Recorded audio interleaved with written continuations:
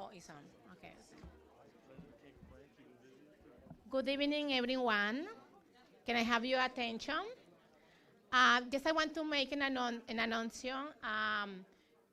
If there is someone that speaks Spanish, si tenemos alguien que hable español y necesita interpretación, por favor, en el lado de allá tenemos las personas que pueden interpretar para ustedes y le van a dar un equipo para que le puedan traducir. Se pueden acercar de ese lado, los que hablan español que necesiten traducción.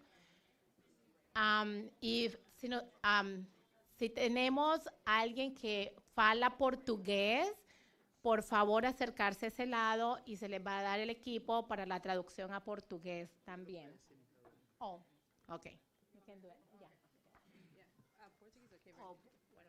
Okay. Então, quem que me essa interpretação na crioulo covergiano, naquela mesa lá assim na esquerda, nós preparamos equipamento, nós escrevemos nosso nome e microsar está ali para interpretar para nós. Bonsoir, non, moi c'est Esther. Si vous avez quelqu'un qui a besoin d'interprétation en créole, nous sommes capables d'aller sur table, il y a un appareil pour nous utiliser, pour nous capables d'entendre rencontre que nous avons là en la langue que nous avons besoin, qui c'est créole, haïtien. Merci. Thank you so much. Muchas gracias. Mucho obrigada. Merci beaucoup. Okay. So, good evening, everyone. We are going to start. My name is Samira Murillo, and I am a Brockton Workers Alliance organizer. I want to thank all of the organizations that made this candidate forum possible.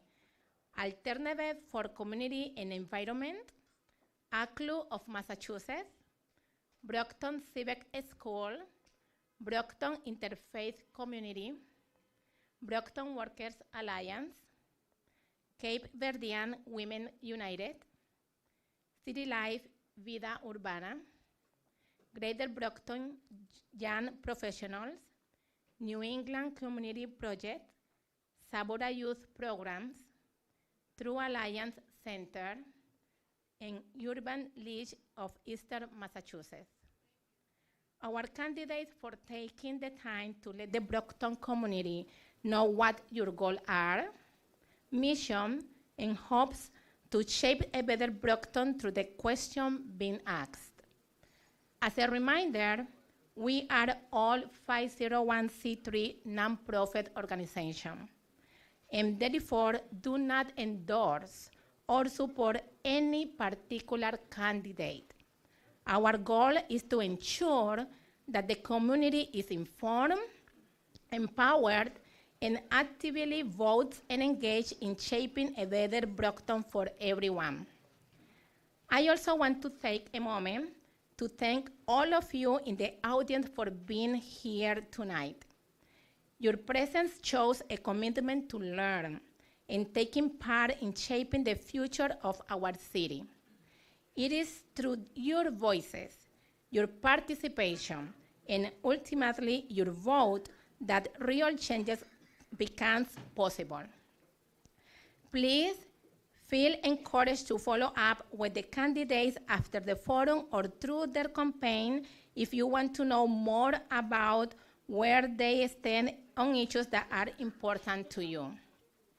Before I turn this event over to the MC, I would like to ask you, please refrain from side conversations, silence your cell phones, no eating in the auditorium, and please follow all the school rules you know. Now I pass it to our MC for the evening, Razan Hall.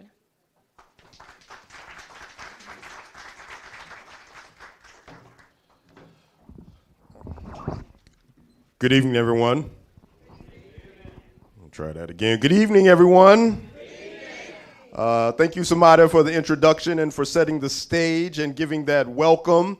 Thank you all for coming out this evening. This is an important part of civic engagement and our civic life in the city of Brockton. I know there have been a couple of candidate forums already, but the more opportunities we have to get engaged with candidates for elected office, the more informed we are and the better our democracy is.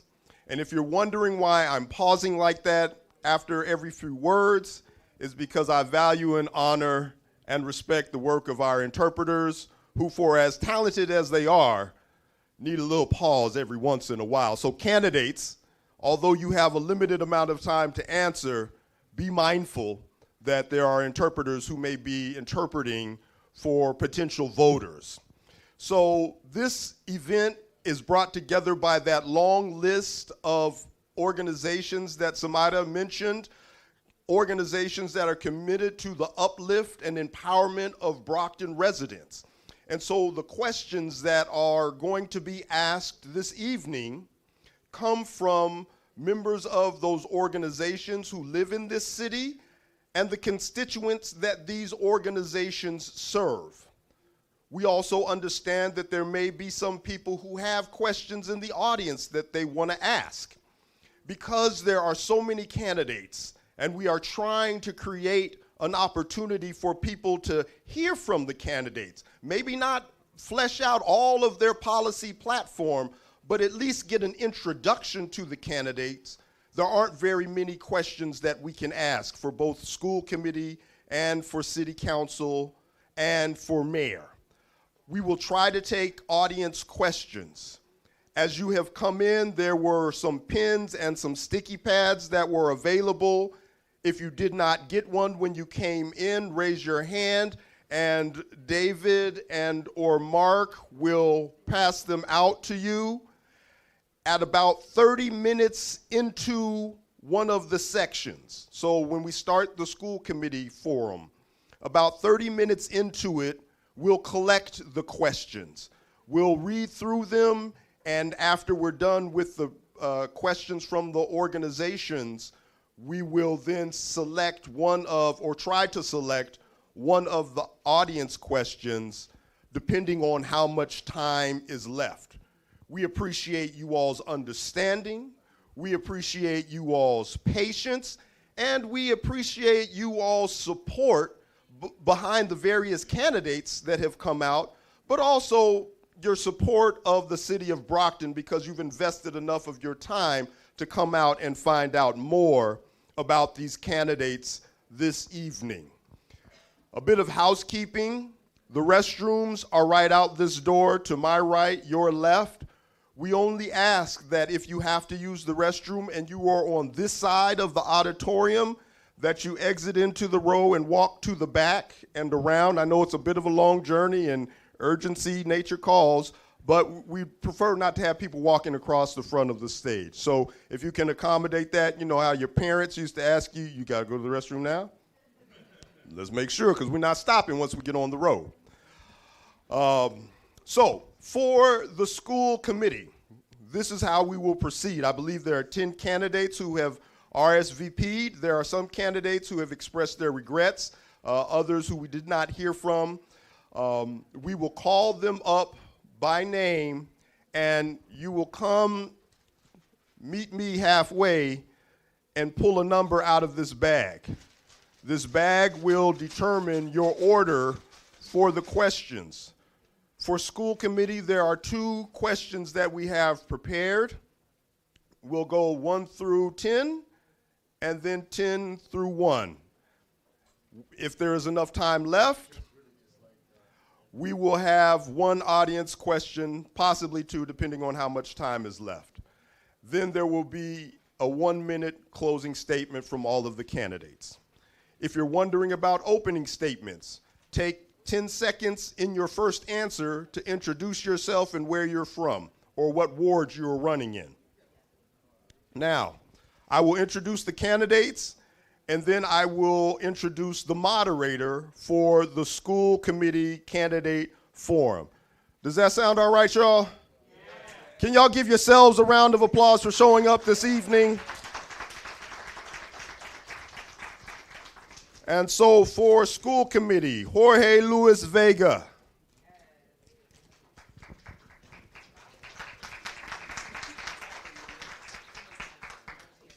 Stephen Pina. All right. Cynthia McCall Hodges. Anna Oliver.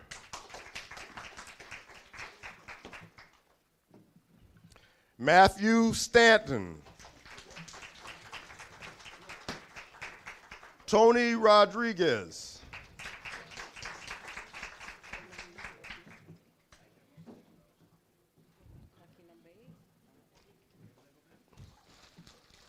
Maria Antonio de Vega.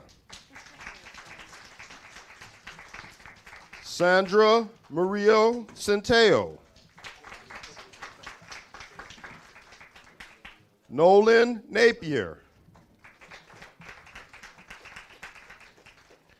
Lucibel Daisy Delgado. Jimmy Lucci Pereira.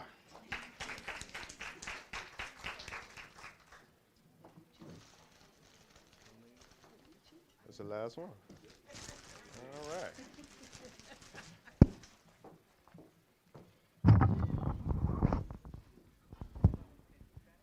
See you first. Okay. So, now, ladies and gentlemen, I will pass the mic to the moderator for this segment of the candidate forum. Our timekeepers are here in the front. There is 90 seconds to respond to each question that is asked. When you have 30 seconds left, you'll get the green sign.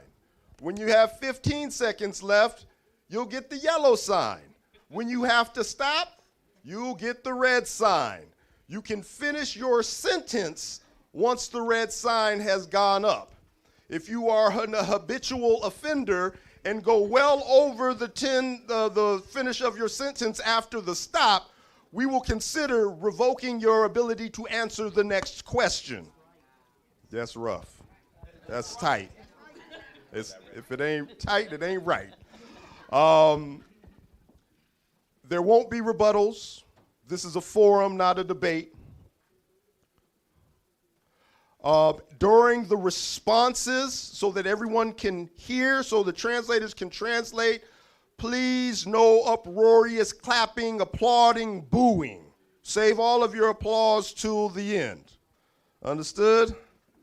And now, the president of the Greater Brockton Young Professional Association, who said, just announce that I'm with the association, but I believe that titles are important, Isaiah Thelwell.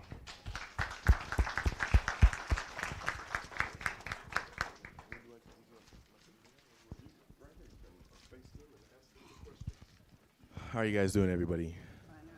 Good to see everyone tonight, or today, whatever it is. My name is Isaiah Thelwell. Thank you for the wonderful introduction, Dr. Hall. And we'll get right into this debate. I'm sorry, this forum. Oh my goodness. I'm still thinking about last night. Congratulations to the Great Brockton Young Professionals for last night's debate. Thank you. So, I'll read the question, and you guys have the order. Yes, they know their numbers. Everybody hold up your number so the audience can see. All right. As long as they know. All right, so we'll start with the first question. The first question is regarding audit in the budget. So the school department was recently audited, and the auditor included several recommendations. If elected, what steps would you take to ensure that the school committee follows through on these recommendations? I think we're starting with... So thank you for having us here tonight. My name is Jorge Vega. I'm the current school committee rep for Ward 1, who joined last year, midterm, and came in after the audit had been released. I think to answer that question, you could actually look at the last few months. What you've seen is a superintendent who has moved systematically through the recommendations that are in the Nystrom-Beckman report, and watched her move methodically with that.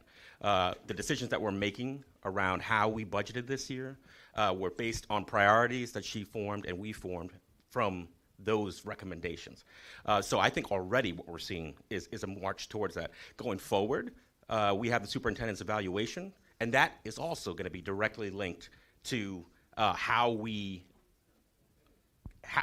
assess our diligence with those recommendations. So for me personally, my evaluation will be a direct reflection of my thoughts on how she's reached those goals. All right.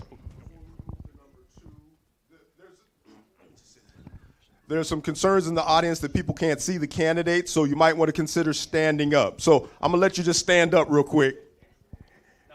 He just said what he said. All right, now number 2. Who's number 2? All right. Good evening. Thank you for having us. Tony Rodriguez, the current vice chair of the Brockton School Committee, and also the representative for Ward 4. When we talk about the deficit, it just didn't happen in 23. The city of Brockton School Department has always been dealing with the deficit for years and years and years. And this is relative to the Schedule 19, where the city piggybacks off of Chapter 70 to support the city-side services. I could say that because I sit at the high-level meeting with the city, with the state auditor, Secretary A&F, and also with the DESE folks to address this issue. This is one of the things that the school committee, since I've been on, wasn't laid out in detail as to where and how these funds were going. Because education funds should stay within the school district and not subsidizing city-side departments. When we talk about where we've come, it's been as more transparent as possible, working with our consultant, where we have a real dashboard that's tied into Munis, so we see where the actual spending is. From 226 to 251 million is a huge significance, and that number is going to increase as we move along. Thank you. Stop. Number 3. All right. Number 3. Good evening. My name is Cynthia D. McCall Hodges, and I am running from Ward 2 School Committee. I would take steps. First step I would have paid more attention, closer attention to what was going on, where we probably wouldn't have got in this deficit. But the second thing I've done, since we're in the deficit, I would make sure I work with my colleagues, the superintendent, and make sure that each and every budget and the numbers match each other and we don't go over the budget again. I think that if you pay close attention, you discuss, and you make sure the figures are right, I think everything will come out to be great. Thank you.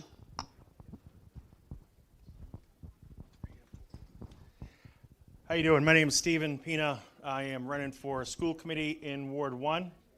And my answer is a little bit different in the fact that I would say that we're not doing enough. We need guardrails. We need to put those guardrails in. The superintendent works for the school committee. We don't work for the superintendent. So therefore, we would take a more hands-on approach, because the city has been in a deficit for the last 20 years, every single year, just like we are right now. We continue to be in a deficit because the committee sits back and does not put their hands in and get the work done. So my answer would be is to actually roll up my sleeves, get the work done, and call out where waste, such as the consultants, we fire all them, and we put the money back into safety and academics. Thank you. Hello, my name is Sandra Centello, and I'm running for school committee, Ward 5 here in Brockton. To answer your question, I do think that since the misstep of the budget in 2023, a lot of progress has been made, and we need to continue to make more progress. So how that's gonna look like is continue regular budget oversights. We wanna make sure we're having more audits, and we wanna make sure that the money is going into our classrooms and our educators. Thank you. Hi, everyone. Thank you for having me. My name is Lucibel Delgado. I'm a first-time candidate running for Ward 6. I think there were great recommendations that came out of the audit. I think similar to what some people have mentioned, right? Oversight and transparency. I think working with Dr. Priya and making sure that the community is aware of where money is being spent, making sure that we're utilizing tools that actually aren't meant for budget management and budget transparency and record keeping and assessment is going to be important, but also making sure somebody mentioned hands-on approach, but we need to be educated on how we utilize the budget and making sure that the budget is also tied to outcomes and student success and learning. So where are we putting the money and what sort of outcome are we hoping to get out of that, I think is going to be really important. So not just having sort of a matter-of-fact approach, but having an actual sort of goal that you're hoping to accomplish, and then being able to assess whether that has been met with the budget that you put forth. Before we go to the next number, I want to let you guys know that they are collecting questions. I think it's folks here with the sticky. They will take questions for you guys to ask if we have time at the end. And I also would like to just repeat the question for the new people who came in. The school department was recently audited, and the auditor included several recommendations. If elected, what steps would you take to ensure that the school committee follows through on these recommendations? Just highlighting that there are recommendations that were recommended. Good evening. Thank you all for coming. Thank you for having us. Matthew Stanton. I'm running for Ward 3 School Committee. As I don't have the recommendations in front of me, so I can't go down the list. But for me, it's trust but verify. I've sat in school committee meetings for years. I watched the CFO come in, give his presentation, too few questions asked, sometimes no questions at all. We need to trust but verify. I was on the Huntington School Roof Replacement Committee. I found financial mistakes before they got to the point where it could have been a catastrophe. As Lucibel said, our budget is an investment in our students, and we need to see what the return on the investment is, that we're serving them right, that we're serving our students and our families correctly with that money. We're using it wisely, so when next year's budget comes in, we don't have to spend more dollars, pour more dollars into things that we could have taken care of if we used it wisely. Apologize. Thank you. Thank you, Matt. We're at number 8, is that right? Are we at number 8? Oh, okay. I guess we are. Is that your number? That's your yeah, number? it's Okay. my number. All right. Lucky number 8. Just verifying everything. My name is Anna Oliver. I'm the current Ward 3 School Committee member. Just so we know, I was a new member that came after the deficit. So to shock to all, I was upset. I was angry at what happened. And just since then, I made sure to ask questions. I want accountability. I know people don't like me a lot because I ask the hard questions. I've never been silent since day one. And I think having a new superintendent, the CFO, and also the grant manager who has been taking care of what the grant is going for, especially for our kids. And my work is to continue being next to the superintendent oversight and seeing what the accountability is being taken or not, to make sure that we put in the money where it belongs in our kids and also in our educators. Thank you.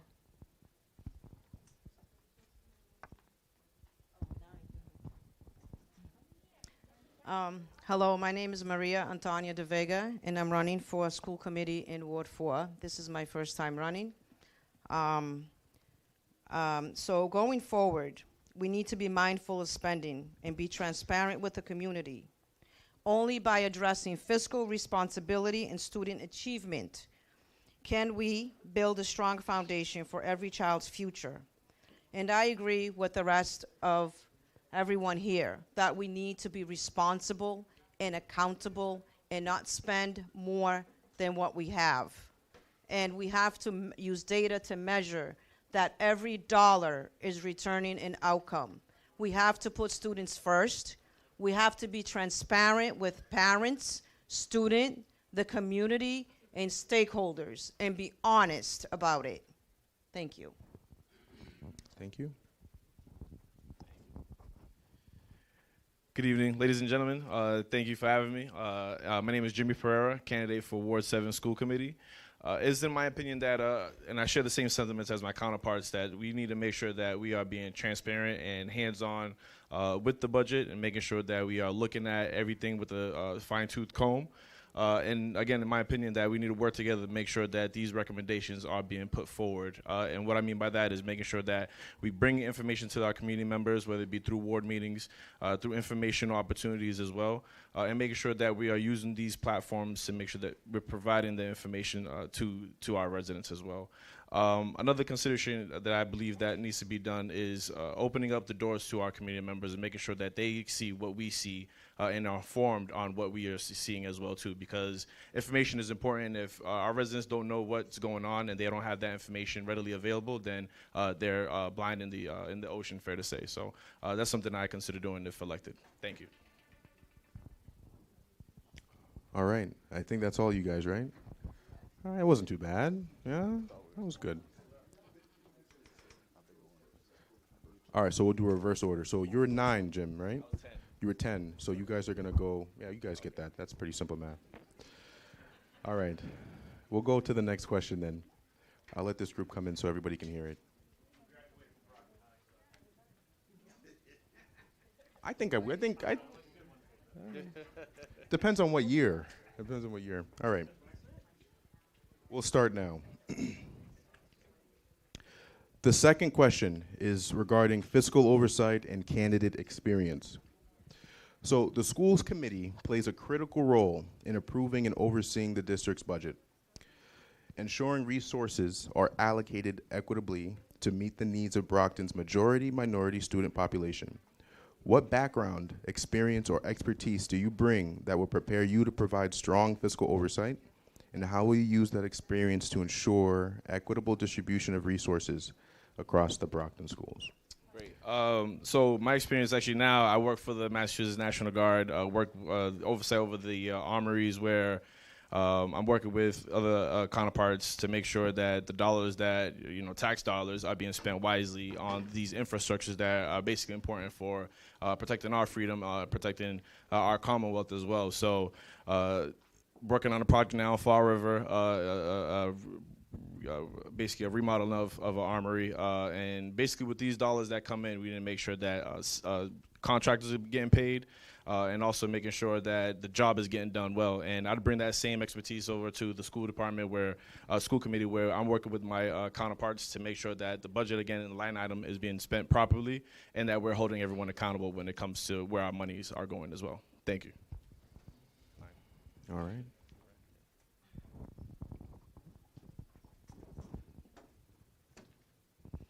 Okay, so I've been an advocate for children with disabilities, working for BAMSI, the Parent Information Network, and now I work with adults with disabilities. I have a child who's in the Talented and Gifted program. And as a parent, I know firsthand the challenges that we face in trying to get services for our students. And that's why I'm standing here, because I believe that you that are here is representing your students, that you have a voice on the board, not just going and playing on bingo nights and family nights and not be included in the shared decision-making that affects your students. And so I will make sure that every dollar that we spend, we have an outcome, and that the diverse learning needs are being met, and the teachers have the resources and funding they need so every student will succeed. I'm just gonna, before you go on, I'm gonna tell the question one more time. The school committee plays a critical role in approving and overseeing the district's budget, ensuring resources are allocated equitably to meet the needs of Brockton's majority minority student population. What background, here's the question, what background, experience, or expertise do you bring that will prepare you to provide strong fiscal oversight, and how will you use that expertise to ensure equitable distribution of resources across Brockton schools?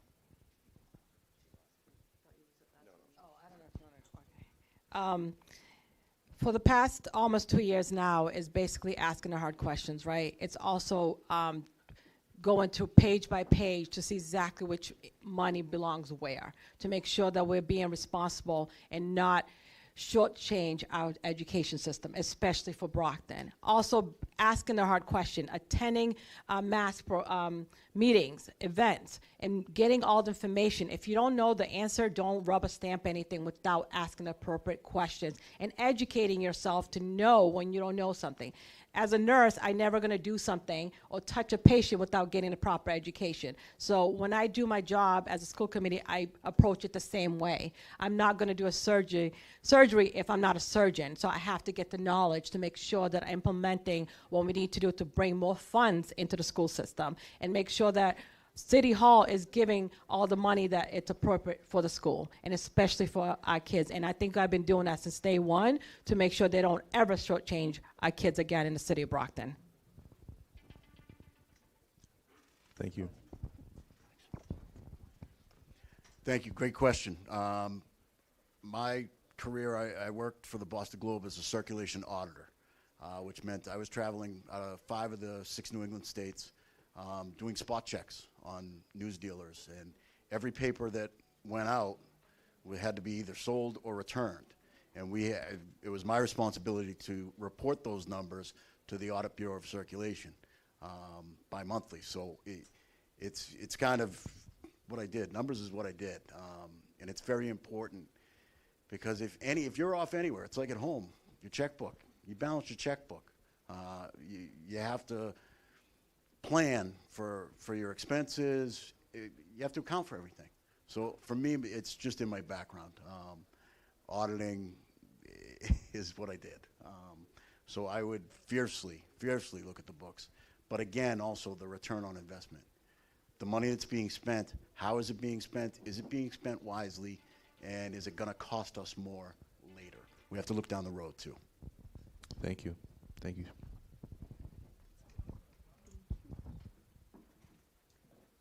So I currently work as the Senior Associate Director of Student Involvement at Emmanuel College. And my role is essentially overseeing all of our student organizations in the budget that we collect from student fees, right? And it's a tight budget. It's not like it's gonna change year by year. We have a very fixed number. And so my role is to really help our student organizations really spread that money in an equitable way, right? And it's always tied to sort of, again, as I mentioned, outcomes of what are we trying to get out of this money, and then trying to really work across campus to make sure that, given in this landscape that we're in higher education in general, with budget cuts and things like that, working across campus to make sure that our dollars are going as far as it can in terms of student programming and student funding. So I bring that lens of consistently asking the questions of what are we hoping to get out of this, and how can we provide resources for all of our students on campus? So I would bring that same lens to the school committee. All right. For me, my current job, I work for Department of Developmental Service here in Brockton, so DDS. And my role there, I am a supervisor. So one of the things that I'm involved with is having those office meetings to understand where we are with our funds for the year. So we do a lot of contract work, like the school department does. So it is important that we sit at those tables to have those regular check-ins to see where we at with the budget. But like Anna said, I'm not an expert, so there's always someone in the room. And asking question, if we don't understand where the budget's going, there's gonna be someone in the room that you can do that. So for me as a supervisor, I am part of that conversations to see where we are with our budget. Thank you. What number are we on, by the way? I lost count. Is Brockton? I am 5. 5, okay. Thank you. So my previous life, I worked for the VA, big VA. It is a pretty large organization, and in that organization, I had upwards of 400 to 500 employees, and I also assisted with the resource allocation model for the entire business line and the benefit side, and that also included dealing with the budget. So I know what a federal budget looks like, I know what a state budget looks like, and I know what a town budget looks like.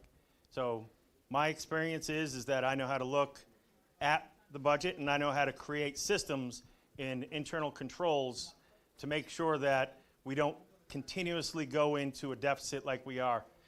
There are many cities around that do not go into deficits. The high cost of special education and transportation is destroying our budget. So we need to look at those two, along with a lot of the other costs in central office, to make sure that all of the money is going to the right place. All right. Again, good evening. My name is Cynthia Hodges, and I am a business owner. So I work with numbers and budgets every day. So I've been a business owner for many years. I would also work with, the school committee and everyone to make sure that the figures and the numbers are fine. I would like to make sure that I also give accountable of where the money is going. That means like in the classrooms, and make sure that everything's adds up to where it needs to be done for the budget and for everything. I think the budget need to really be looked at, made sure that it's being accountable for. And I also, back in the 90s, I was on the school committee before there was election time. So there was many different things that I had to look at on the budget, and we made sure our budget was balanced. Thank you. Thank you. When it comes to oversight of the budget, in 2022's an accounts review, that's where you monitor the spending, but it was already being spent prior to the approval of the school committee. In reviewing the policy, it's the school committee following the policy. So we have a warrant process that nothing is paid without the school committee's approval, CFO, and the superintendent's signature. I alluded to that in 22. But the reason why it couldn't happen is because the city side cannot handle the magnitude of the school department. The school department does not sign the checks. The city does it. So if you have a city auditor that continues paying our bills, it's like going to the bank. If you have $1 million, you're not going to write a check for $2 million. So there was a lot of breakdowns, but it was unfortunate that they try to blame this all on the school side when the city of Brockton gets millions of dollars in funding. I sit at the high levels. It's very disheartening when they tell us that we have an $18 million deficit and the city created $10 million of it. That happened. I will allude to that next week of why I need the state auditor to come in here. So we have to allocate our funds properly. Hello, I'm Jorge Vega. I'm an educator of 30 years and a school administrator of just coming up on 16.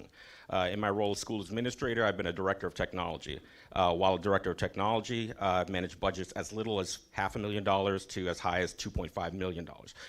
These annual budgets require a good deal of oversight and management. They include the purchase of hardware, they include ongoing services, they include relationships with vendors and third-party groups. That's the skill that I bring to finances on the school level. I'm currently the director of technology at Cardinal Cushing Centers. If you're not familiar with that, it's an organization that works with developmentally disabled youth and adults, giving them the educational and vocational skills they need. That's the kind of equity thinking that I bring to the table. I work at a place that matches what I believe, and a budget should be a direct reflection of that as well.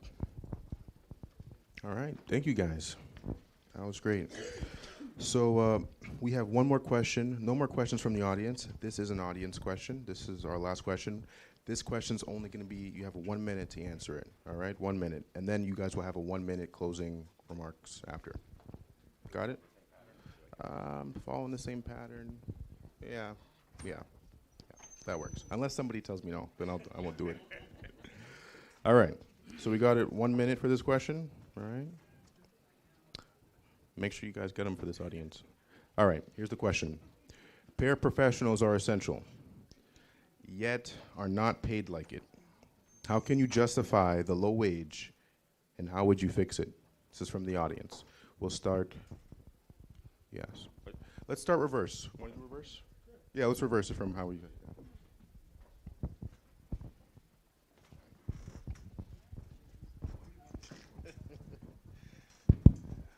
Thank you again, Jimmy Pereira. For me, it's definitely a shame. Actually, my nephew, he was a paraprofessional, and yeah, he complains to me about his paycheck. So I had to loan him some monies here and there. So it's definitely something that I think we should find a resolution to. It definitely needs a solution, and I think it's something that I would like to work with my counterparts in addressing as well.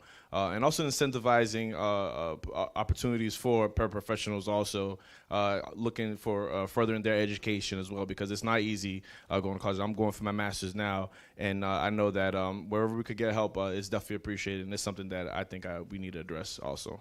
Thank you. Thank you. So you were 10, Jimmy, so who's 9? Okay. Again, Brockton High, I don't know. I'm just kidding. Okay, so I have a cousin out there standing with that sign, and she works in the school. I have also worked, and I know the dissatisfaction and how we're not retaining teachers and they're leaving. There's a reason why they are leaving, okay?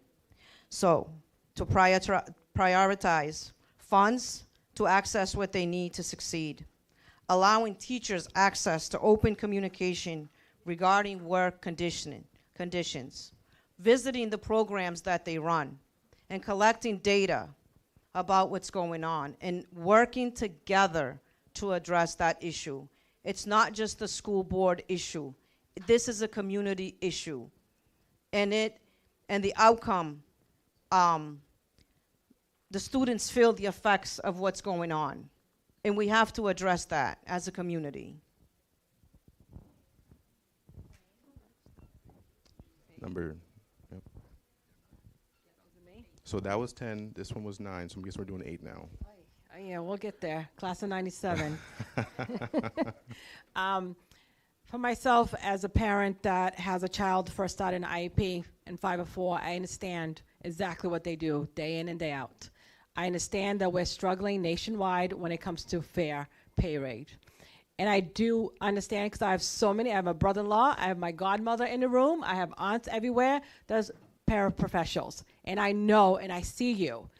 We need to basically work with the city to figure out how we can basically do better for you all.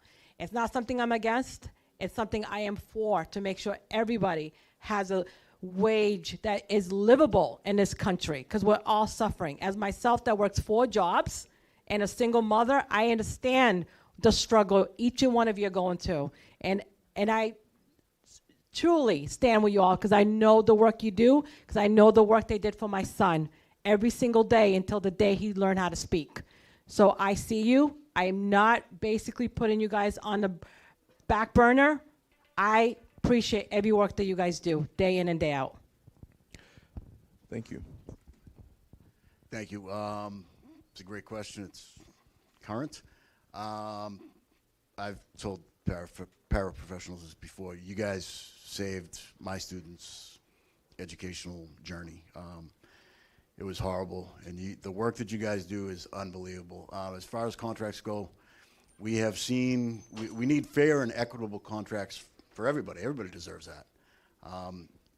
And that needs to be thought of when every contract is given. And we've seen some contracts that maybe were a little too high, and if they hadn't been that high, we might not be in the position we are right now with the paraprofessionals. So again, for me, it goes back to return on investment, spending our money wisely. And we haven't done that too much lately over the past few years. Getting a little better, but again, trust but verify. We don't just get, I know the budget, but we just don't get it every year and start over and fix our mistakes. Thank you, sir.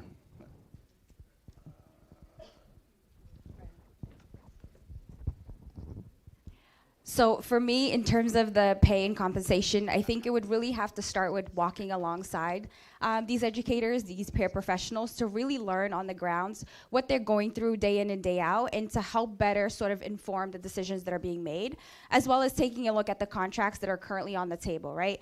It's not just about compensation and benefits, but somebody mentioned it also, professional development. What other opportunities are being offered to these professionals to further their educations or career aspirations? I think it's looking at the whole person and what they're, one, they offer to the school system, system, but also what are they hoping to accomplish in their careers or lifetime, and being able to put that into a package that ideally would work. I don't think there's necessarily a number that I could offer right now without having much information, but again, it's really taking a look at the information that is being offered, asking the hard questions, and walking alongside these people to really understand what they do and how can we better compensate them for the work that they do. So for me, I am a union employee, so I know, so I stand with you guys. Pay is important. The cost of living right now is very high. I myself have 2 jobs. I have 2 kids, and my kids are being supported by you guys, so thank you for doing the work. So like my colleague was saying, is to talk about during contracts, we need to take a stance to make sure that you guys are getting the pay that you guys deserve. And when it comes to staff development, is talking to you guys to see what is your goals, and how can the school support you guys to get to your goals.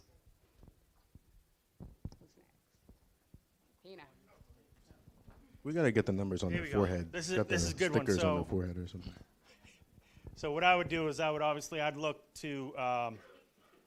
to the budget and look to see where you can make cuts, where you can take money away from the high-paid consultants, maybe even some of the high-paid administrators, and take those funds and reinvest it into the school, put it into the classroom and into the students, because that's where the rubber hits the road.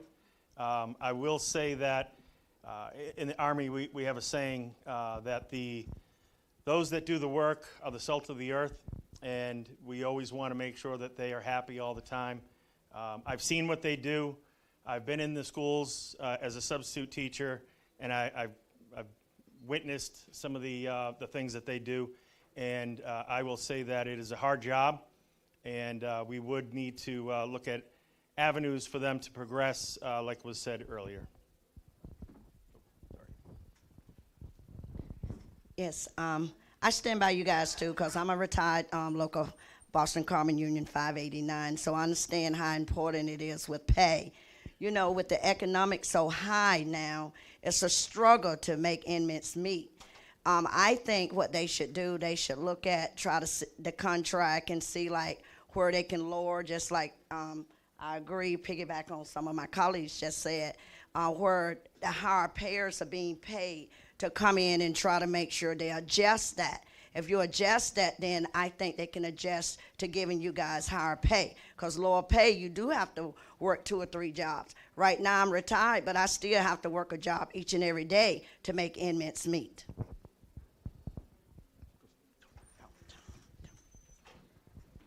Thank you. I'm going to just be kind of cautious just because we are in an impasse. But as a member of one of the largest law enforcement units in the Commonwealth, Makufu, I support the BESPA unit. But at the same time, it's the committee's job to make sure that we don't lose any of them and retain them and add to it and support them as much as possible. So when it comes to the budget, and because this is something that I will be moving forward, Schedule 19 precludes the school committee from giving the accurate contracts that we can give to the unions. So if you take 3 of the bargaining units, it's about $600,000. We are currently paying the law department over $400,000 just in Schedule 19 cost. So when you talk about equitable pay, it's there. So that's why I'm moving to eliminate that Schedule 19 so that we can have good bargaining with our units. And I am confident that we will settle a great contract for BESPA, as we did the last one with a huge increase, but it should have been a lot more than what it is. And they're not the only unit that's below that, because we have our secretaries, we have our lunch. There's a lot of moving parts, but they should get their equal pay as the economy is growing, so they can not work 2 or 3 jobs. We support them. All right. So I'm in the unique position of speaking as the person who's actually at the negotiation table. I've been to every meeting and demonstrated that I am here to work out a solution. The challenges that we run into are that the current offering leaves BESPA members in a situation where with raised health costs, they could end up with a 0 or less. That's a reality. The challenge that we're finding as we sit at the table is that after the last contract cycle where we saw increases of 10, 10, and 10, and now in the shadow of an $18.5 million deficit, how do we do what we know is the right thing to do without falling back into the hole? This is the challenge that we're in right now. As I've told my friends in the Best But Member, I'm always going to walk through the front door with you. I'm always going to be honest and real with you. And I just need you to hear, we know you need more. We've just got to figure out how to get there in increments. All right, thank you guys. I just want to reiterate that last question was from the audience. Do not shoot the messenger. So I said that was the last question, but I changed my mind. I'm just kidding. We have still a little bit more time. We'll do one more question. This is also from the audience. Same rules, 1 minute. We'll start with you, Vega, and we'll just go down. How do you plan to improve students' outcomes in reading, math, and science? Short, it's quick, not so long, right? So just to repeat the question, how do we plan on improving scores across the board for reading, math, and science? Yes, right. Yeah, so I think it begins with literacy. I currently serve as the director for the Board of Trustees for Brockton Libraries. We're actively working on a partnership right now between our city's libraries and our school libraries, which kind of are laying by the wayside. We have one actual certified librarian in the entire district. We're working to make those changes. Because aside from what the brilliant teachers in our classrooms are doing around literacy, we need to make sure that our kids have access to curriculum that teaches them what reputable sources are, that teaches them how to identify fact from fiction in a world of where fact has become opinion. So beginning with the libraries allows us to work on our literacy. When we get into the math and sciences, we need to begin diving deeper into our investment in mass core, as well as beginning to think about what the future holds. I've mentioned several times that when we talk about the math and sciences, we're talking about coding. We're talking about AI. And we need to make sure that Brockton students are not left behind in those areas. Thank you, thank you. Thank you. Exactly what my colleague stated. It's making sure we support them. It's also reviewing our curriculum to seeing why are we failing. Is this curriculum working or is it not working? How do we address that? When we talk about the libraries, we talk about literacy, and we don't have libraries. Every school deserves to have a library for a student to sit in there and read. And when we talk about a student not knowing how to read at a certain grade level, and you ask, how is this even possible?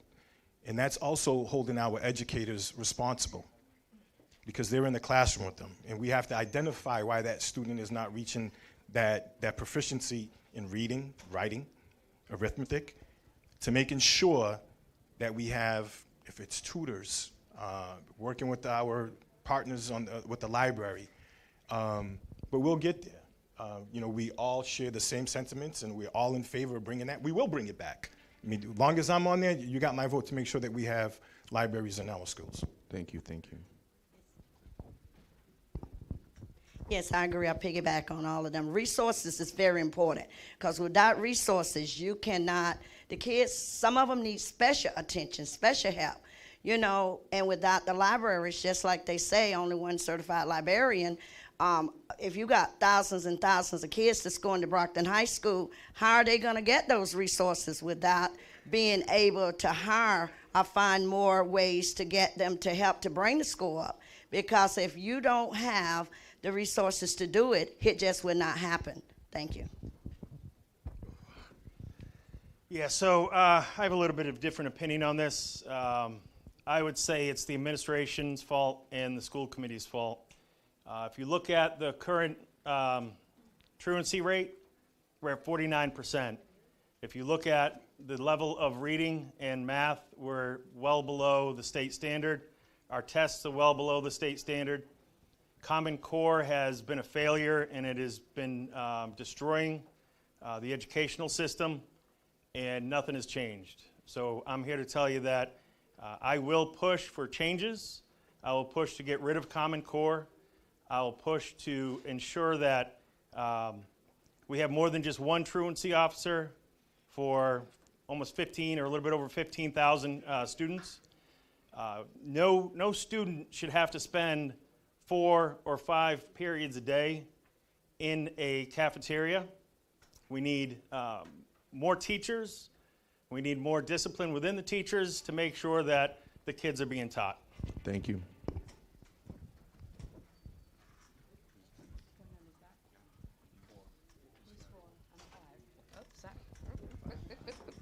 Sorry, I need a sticker.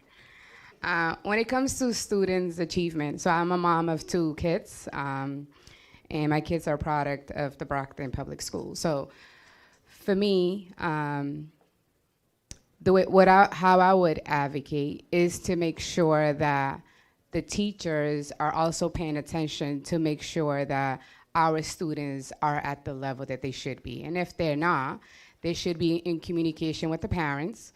And also, when it comes internally in the school, is to have a team meeting to see what we can do to support.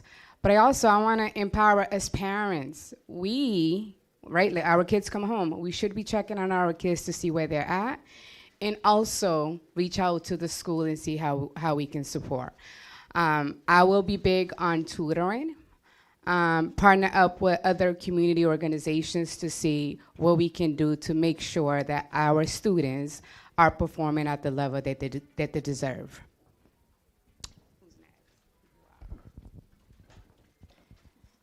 I think giving sort of the challenges that happen in a classroom, educating students is a community responsibility. So I think not just putting the ownership on the teachers, but also, as my colleague mentioned, the parents, right? Making sure that the community is also involved in how we educate the students, and looking at the assessment of where our students, compare in terms of nearby cities or in terms of the general state. I think we need to put resources back into the schools, maybe looking at different initiatives that don't necessarily cost money, right?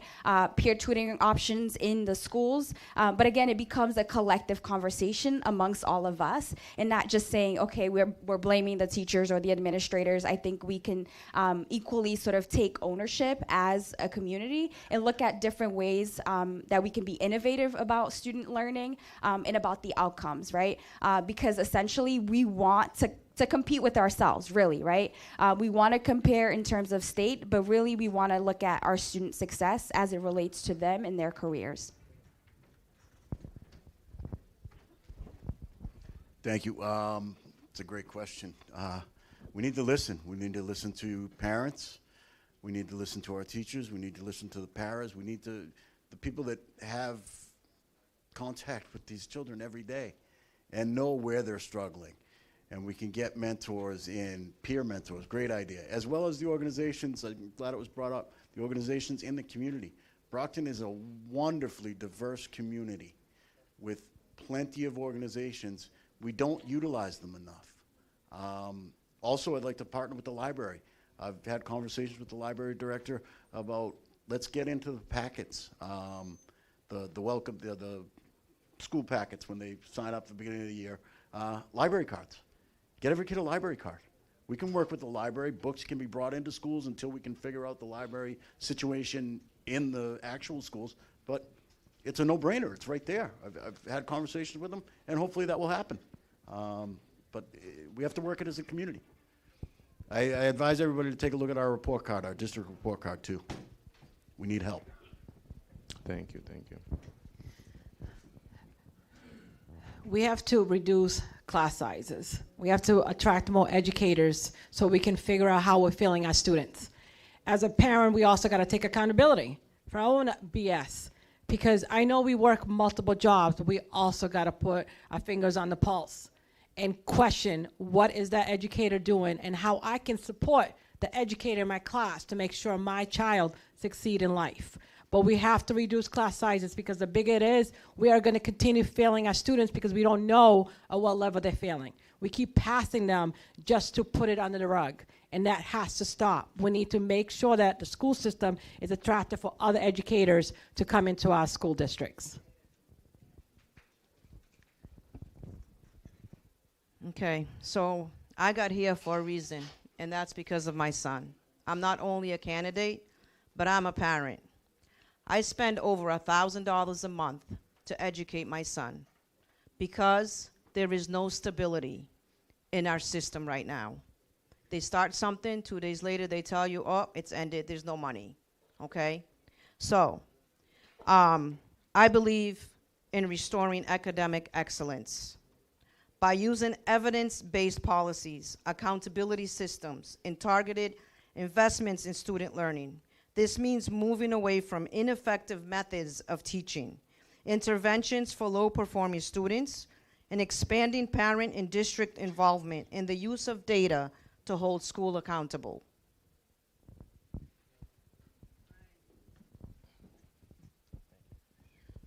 Great question. I, being a parent of two in the Brockton school system and also being a product of the Brockton school system, but also being a problem child, I was very troublesome for my teachers and my parents. So I know that it isn't easy, but there's a lot of work that needs to be done.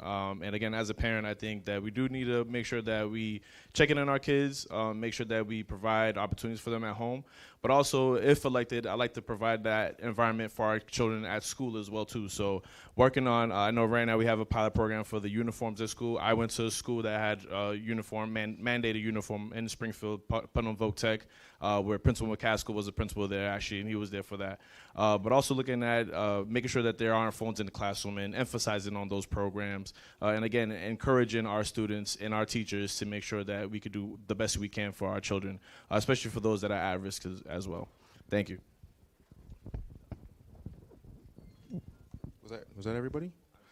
Again, my counting. All right. So we have one more question. I'm just kidding. That's it. All right. So I think now it's time for closing remarks. You got the mic, Pereira. So 1 minute each. All right. I'll make it quick. All right. 1 minute each of you, and then we'll just go on a line. Don't do the twister and all that stuff. Just go right down the line. Great. Again, thank you for this opportunity to allow us not just to speak, but to get questions from you all. As you know me, Jimmy Pereira, I'm a fighter for the community, always have been, always will be. I'm looking for your vote come November, so please make sure you get out there, get the job done so we can bring change to the city of Brockton. Thank you. So again, my name is Lucibel Delgado. I've worked in higher education for the last 10 years. I bring a student-centered approach to all of the work that I do. I'm collaborative in the work that I do. In order for me to support the students that I work with, I have to collaborate across campus. But I also bring that equitable lens to look at how we're supporting our students. I work at a PWI, a predominantly white institution, but part of my role is to advocate for all students and looking at ways in which we're supporting them. And that's what I want to bring back to Brockton. I live here. Even though I work in Boston, I am somebody who lives in the Brockton community, and I want to see our students succeed. So I have the lens of looking at what do they need in order to land on a college campus, not only just land there, but actually get a college degree. I think that's important. Or for students who don't want to get a college degree, right? Are they ready for a successful career that is also going to be financially stable for them? When we educate students, we're also transforming lives of community members and also families, and that's what I fully believe, and that's what I do every single day. Thank you, Lucy. Yeah. Do you want to say your ward number, Pereira? Ward 7. 6. Thank you. I'm going to start with that. Again, my name is Sandra Centeo, and I'm running for school, correct, Ward 5, East Side here in Brockton. So I will be asking that you talk to your neighbors if you don't live on the Ward 5, and to let them know a little bit about me. So a quick recap about me. I am a product of the Brockton school system. I have 2 children here. I'm a social worker. I also had a unique opportunity to work in our school as a social worker intern. And when I was there, I got to see the good work that we're doing, and of course, the not so good things. I also work with individuals with disability right here in Brockton in our downtown. So I work for Department of Developmental Service, which is DDS. I will, again, on November 4th, I will ask for your vote. And again, if you don't live in Ward 5, East Side, please talk to your neighbors about me. Thank you.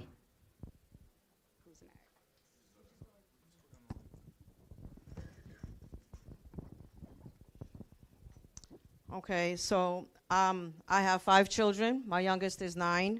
What ward are you, miss? Ward 4. Okay, I see my role as being part of a team that includes parents, students, and the community that collaborates to set the direction of the school district by working together to focus on a strategic planning, data-driven decision-making, and fostering a culture of collaboration and continuous improvement. I see a need that parents are not part of the decision-making right now. We are being pushed further and further away from our child's education. We as parents, even door knocking, when I go door knocking, I hear it all the time. They don't want us. Nobody's listening to us. I want to open that door. Because it takes everybody to raise a child. It takes a community. Thank you very much.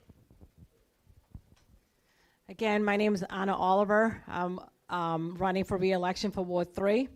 I've been a nurse for almost 16 years. So I know how to advocate for those that doesn't have a voice. Since day one, I've always worked with elderly, also kids with disability. I currently am the clinical director for a home care agency that works with children and adults that has mentally disability, also trach and vent. And I educate also my nurses when they come into my office. I wanted to continue the well-being of our children, especially when it comes to mental health. And this is why I sponsored a subcommittee that deals with mental health and well-being. As a nurse, I want to continue focusing that our child not only academically has a resource to have, but also emotionally and mentally. So they are prepared to go into class every day and learn and be safe at all times. Thank you. Thank you. Good evening again. My name is Cynthia McCall-Hodges. I'm running for Ward 2 School Committee. I'm a little nervous on this mic, but trust me, without this microphone, I have a voice. That's just the way I function. I respect the work of, all of my colleagues here who served before me, but it is clear, and I say again the word clear, that our community need a new direction. That's my plan. I simply oppose, and I strongly oppose of the idea as it was proposed in 2014 about the National Guard. Not a soldier in the classroom. Not the classroom need to be militarized. It need to be for learning wise. Again, I strongly ask you to vote for me in Ward 2 School Committee. I'm on the west side of Brockton, for your voice, for the kids, for the teachers, for the educators, for anyone that want to come talk to me. I'm not just only Ward 2, but I'll be any ward you want. Thank you. I have a mic already. Thank you for hosting tonight. My name is Jorge Vega. I'm running for Ward 1. I've lived in Brockton for 21 years, raised my family here, and like you, I believe in the potential of our school and the city. Though I haven't served a full term, serving on the school committee this past year has only deepened that belief. Looking ahead, my priorities are clear.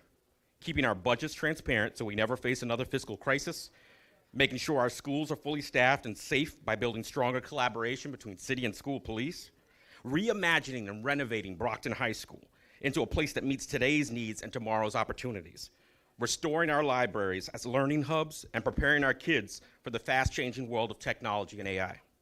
I see the potential in every kid I meet, and that's why these priorities aren't just policies, they're promises to our kids. Ward 1, I'm asking for your vote on September 16th, because together, we're one ward, one voice, and that voice can be a force for real, lasting change. Thank you. Thank you again for hosting this evening. My name is Stephen Pina, and I am running to be the Ward 1 School Committee member. I will say this, some of the questions that didn't hit where it needed to hit, and you need to ask those important questions. How much do we pay per student to go to school here? We're paying $22,500. That is well over our counterparts in the state. What is the ROI on that investment? 49% truancy.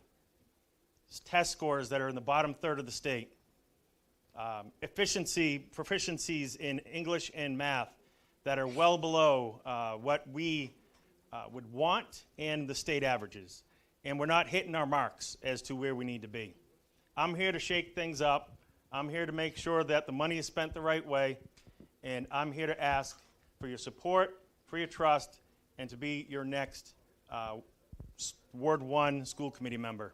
On September 16th, please vote Pina. Thank you very much. Thank you. My name is Matthew Stanton, running for Ward 3 School Committee. Thank you all for coming out tonight. This is a great event. I am running for you, for the community.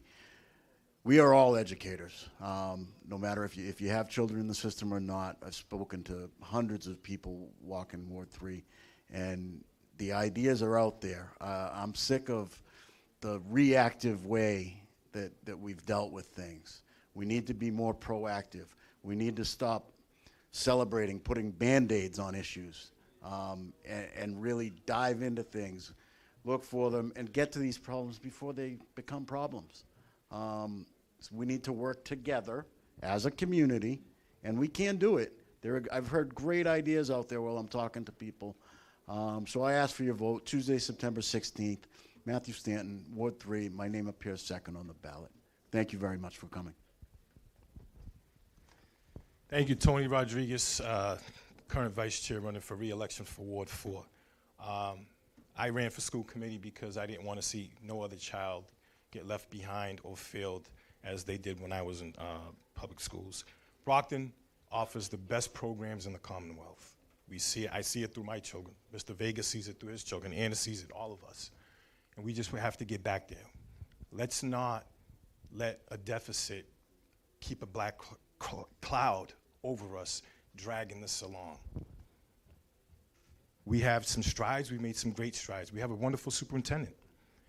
Somebody that wasn't put in a place for politics, somebody that cares about education and fighting for our dollars.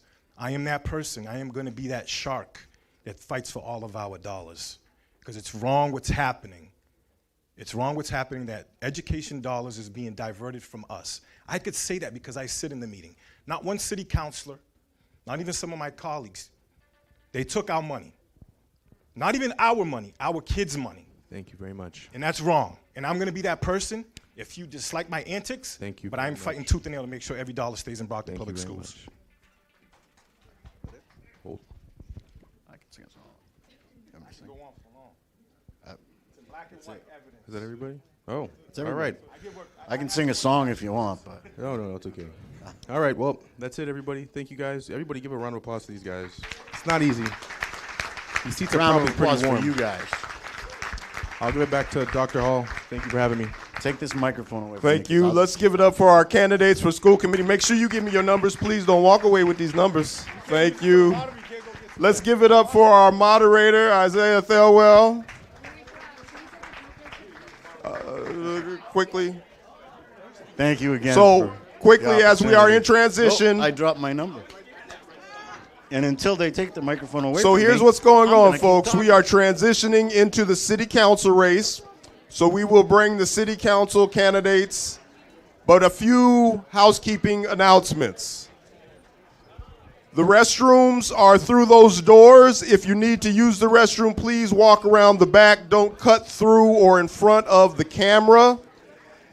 If you're standing along the sides, please make sure you find a seat. There are still several seats available.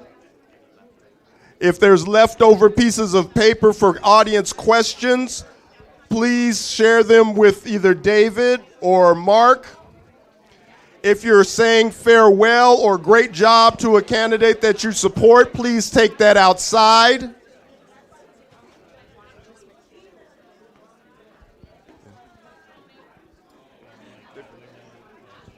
All right, we're going to begin now with our city council candidate forum. Just a few words of instruction as we do this. Don't make me start calling y'all's names. If y'all saying farewell, say it outside. The questions are from the organizations who are hosting this event, but there will be some time for audience questions. We have David and Mark who will pass out sheets of paper and pens if you have an audience question. Go ahead, have a seat. Have a seat anywhere. At large and ward, yep. At about 30 minutes into this segment, we will collect those questions to determine which questions will be audience questions that will be asked.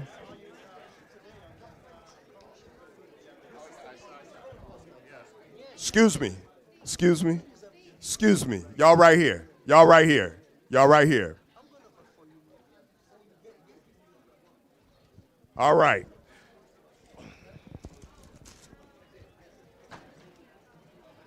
So all the city council candidates, please come forward. Ward and at large. Ward and at large. If you are not a candidate, please have a seat or please step outside. Again, the questions that have been prepared for this evening come from organizations that are rooted in Brockton or have members who live in Brockton and serve the residents of the city of Brockton. We will also have some questions from audience members. Each candidate has 1 minute to respond or 60 seconds. There will be no rebuttals. And at the end, there will be a 1 minute closing statement. There are no opening statements, so we invite each candidate to make their introduction of themselves in the opening question. In order to determine the order of candidates, we are going to ask the candidates to draw a number randomly out of this bag. See, who told y'all to do this? It's front back, it's front back, it's front back, it's front back. Marlon, what you doing, man? You too? How you doing? All right.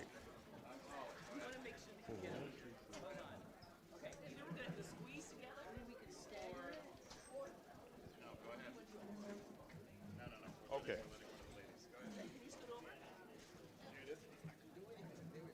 Draw a number. Draw a number. No, we're not doing the big row. We're staggering it.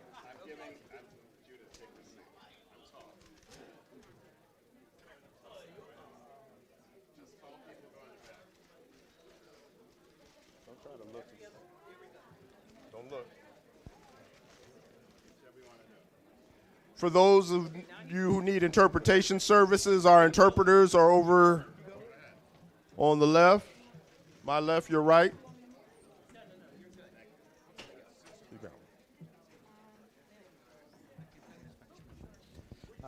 Good evening. We're here to provide interpretation both in Spanish, Haitian Creole, and Caribbean. So I'm going to repeat just what the gentleman said in Spanish now.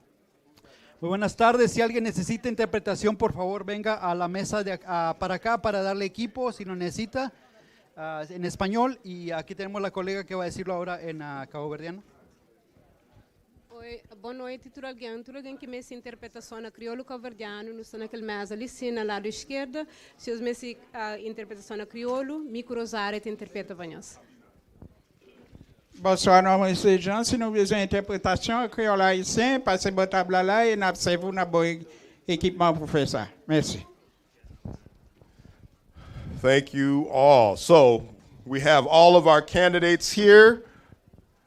And for this segment, our moderator will be Cynthia Rivas Mendez, who is also a member of the Greater Brockton Young Professionals, also a member of the Brockton Civic School, former Brockton School Committee member, and a great person here in Brockton doing amazing work. Let's give a round of applause for our moderator, Cynthia Rivas Mendez. Hello. So I'm going to go ahead and ask you guys about entrepreneurship, economic development and ordinance. But before I even start, I just want to say how amazing it is for you guys to put yourselves out there. Being a candidate myself, I think campaign season is one of the hardest because you literally are putting yourself emotionally out there. You're exposing yourself, you're exposing your families, and you're literally trying your best to connect with voters to be able to be like, I think I am the best candidate to be at the bench. So I want you guys to give yourself kudos to that because that's a huge step, all right? So the question I'm gonna ask today, we're gonna start with number 1. So who has the number 1? All right, and how many candidates do we have in total? 10. All right, so 10's gonna be last, 1's gonna be first. So the city council can pass ordinance and use its influence to support small business growth and equitable economic development. The question is, what ordinance or policy initiatives would you propose to expand opportunities for Black, brown, and immigrant-owned businesses, such as access to city contracts, streamlined licensing, or local hiring requirements? Do we need a repetition on that, right?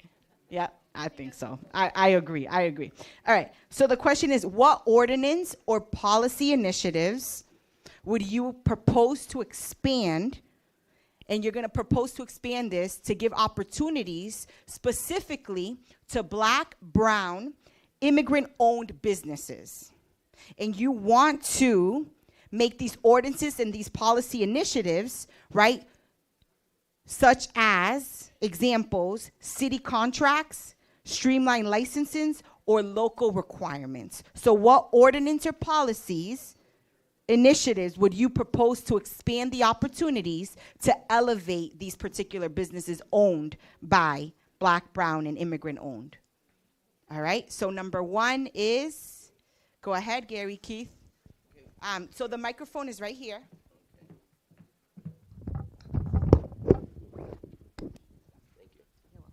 Good evening, everyone, and thank you for hosting this forum for us tonight. My name is Gary Keith, Sr., and I'm running for Ward 3 City Councilor.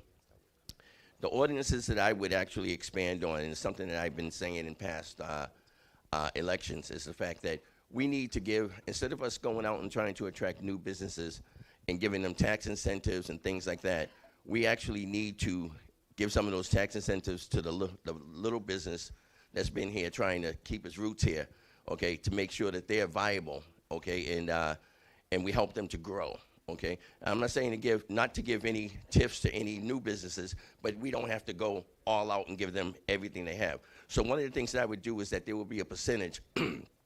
Anytime a city contract comes up, there will be a percentage that we would have to give to Black and brown and the immigrant community to make sure that they have an equal chance, just like everyone else. And that comes from my experience of sitting on the planning board and the zoning board, as I saw how others were treated and how the minorities were treated when they came in front of the board.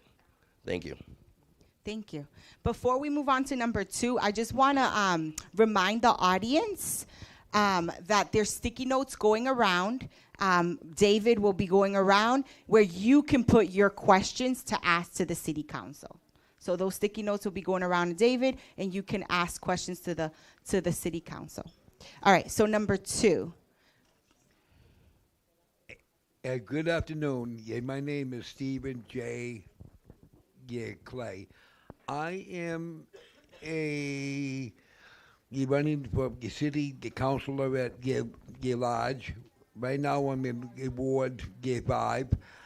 I think that every race in the community in Brockton, they should have all the legal rights and all the same rights as us to have a business, to have their voices heard, and to get your licenses. We just opened up 2 brand new shops here. One is Ellie's bookstore down by the old bat terminal, and there's a new bakery over by 106 Main Street, and those are families, and they're doing it. So why not the other communities? Thank you. Number 3.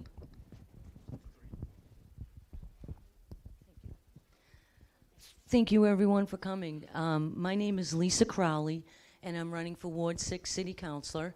And economic development is something that we really kind of need to concentrate on for the small businesses. Big businesses seem to be crushing and grinding us over in Ward 6, but it's the little guys we want to look at. Getting those city contracts, people need to be certified. So we also need to reach out and get some educational development to make sure that minority and non-white, non-big people get the opportunity to actually bid on those contracts. We should also post those contracts. When we actually go out for bid, does anybody actually see those? If you're not in like a textbook for whether it be government or construction, no one ever knows that those bids go out. But you have to be certified to be on those lists. So it starts there. The banks, SBA, small loans, more education, more reaching out to all of those folks who need that. Thank you. Thank you.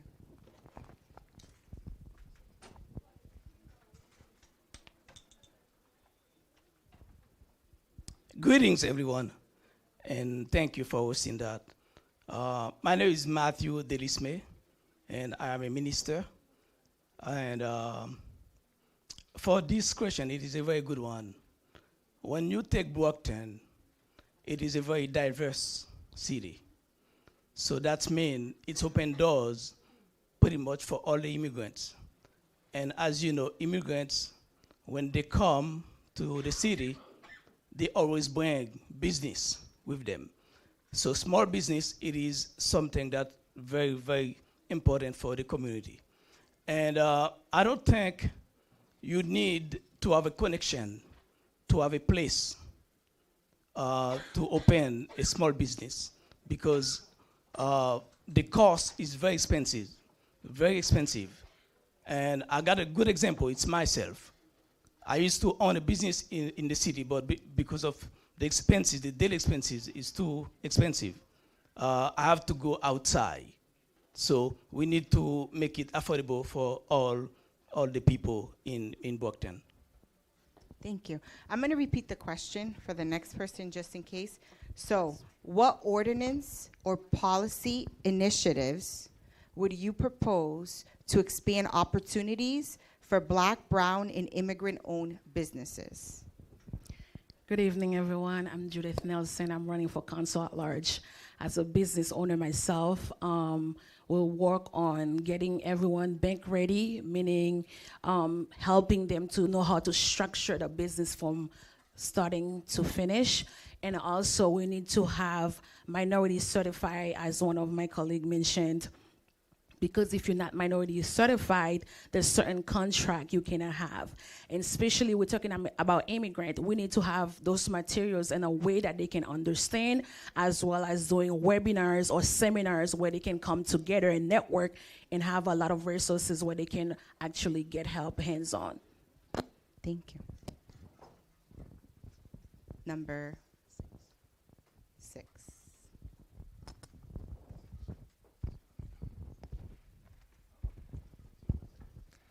Hello, everyone. My name is Ulysses Varela. I'm running for Ward 1 Council.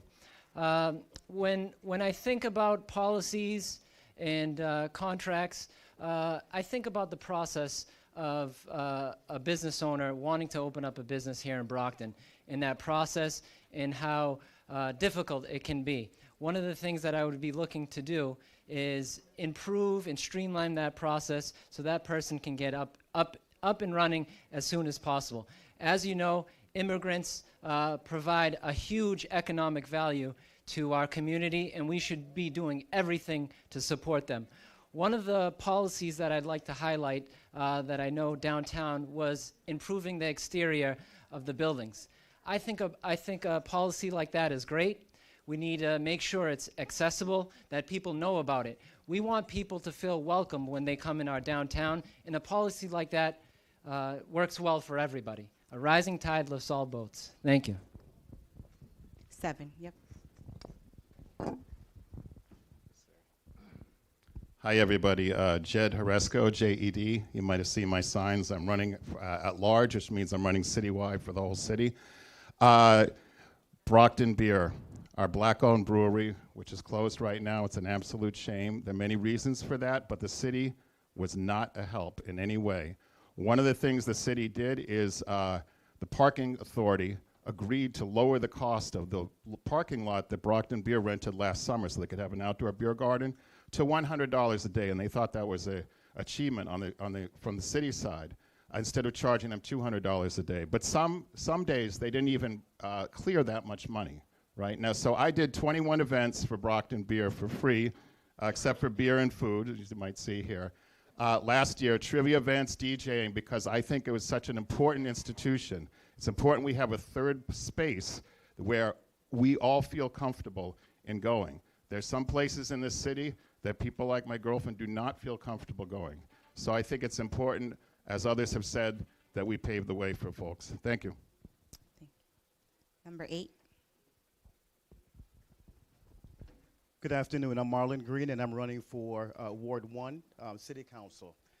This question speaks to an issue of equity, and how can we create an equitable environment across all of our city services and departments that makes it easy and accessible for minority-owned businesses to get access to contracts and to services within the other cities. So there are a few things I would propose in the form of either a ordinance or a policy, and this would be in collaboration with the city solicitor and the mayor as well. One is to establish a SBA and Minority Affairs office for the city where business owners can access and they can receive help, education on how to navigate the other system. This office will also make these funding opportunities available to these minority-owned businesses as well. And finally, I would propose working with the city solicitor to work language into our procurement process that helps to serve these minority-owned businesses. Thank you.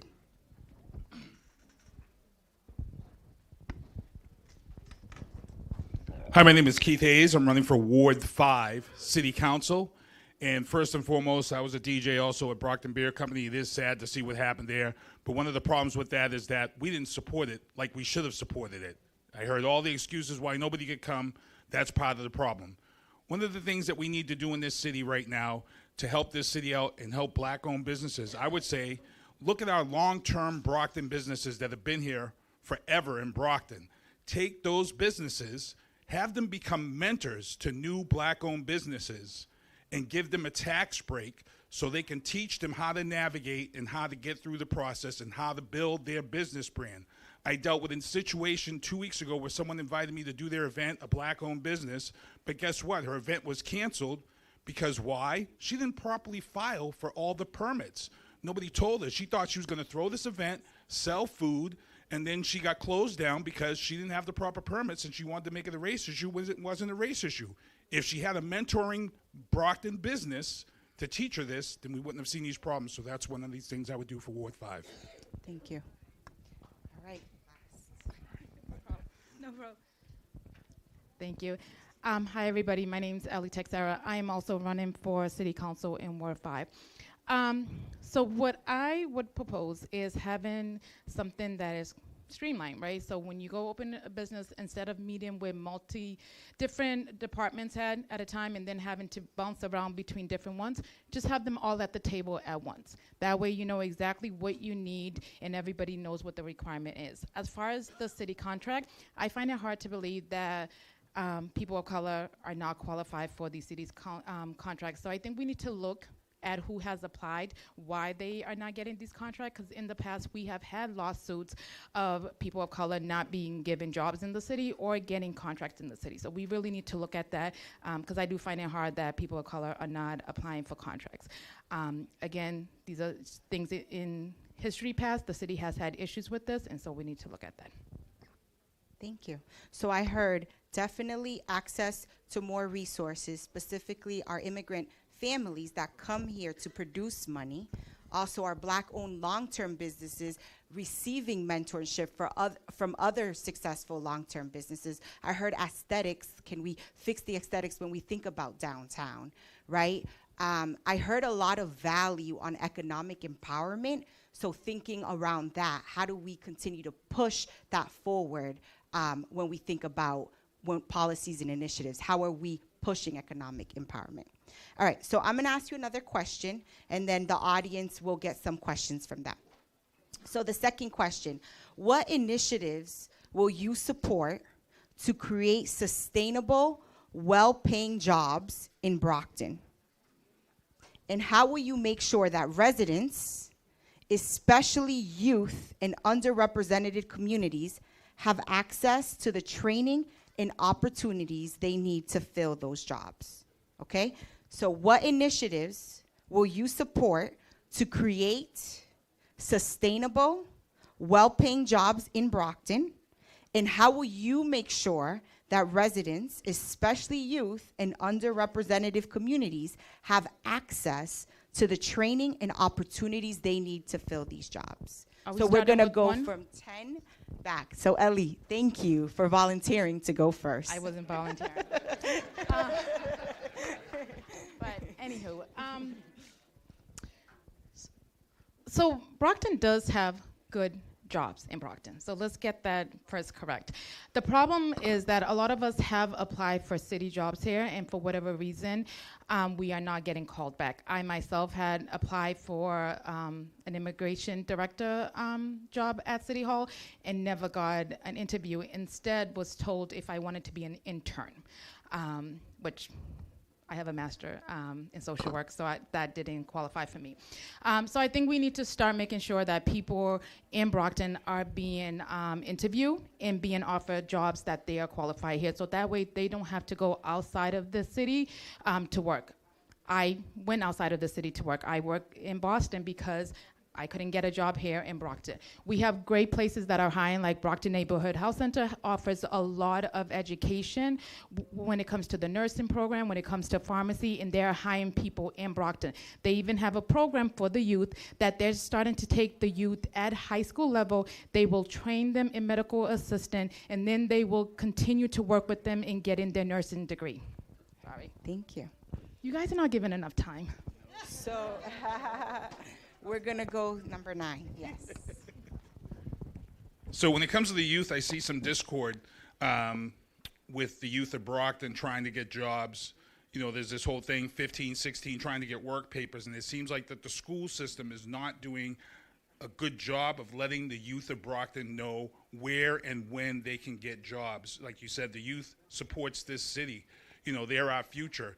So if we could fix that disconnect so kids can get jobs at a younger age, and maybe get some of these businesses to let the schools know that they are hiring, especially when the summer comes, they can say, hey, we can get these people to go to work here at maybe Shaw's, or here at maybe Market Basket, here at maybe any of these locations. That's how we're going to get the youth in there. But we also got to make sure that these businesses are also doing what they're supposed to do. We had a tragic situation where Randolph Cinemas hired a student who was underage and had him working past the hours that he was working. He fell asleep and he died, crashed his car. So we also got to hold businesses accountable. But again, I think we need to start at the school level and maybe put that information out there in the summer so kids know where they can go to work and get jobs at that time. Thank you. I used to work at the Randolph Year Theater, and I found that the most important part of getting a job is having some way to get there, either by your dollar bat or by the MBTA, get the ride. That's mostly part of why it's hard to get jobs for the younger year kids, because it's the transportation and a lot of businesses, because I've worked in a lot of restaurants. I know how hard it is to get a job. I know how hard it is for employees to give handicapped and kids underage all kinds of support. There is none. And it has to start with the city and the transportation companies.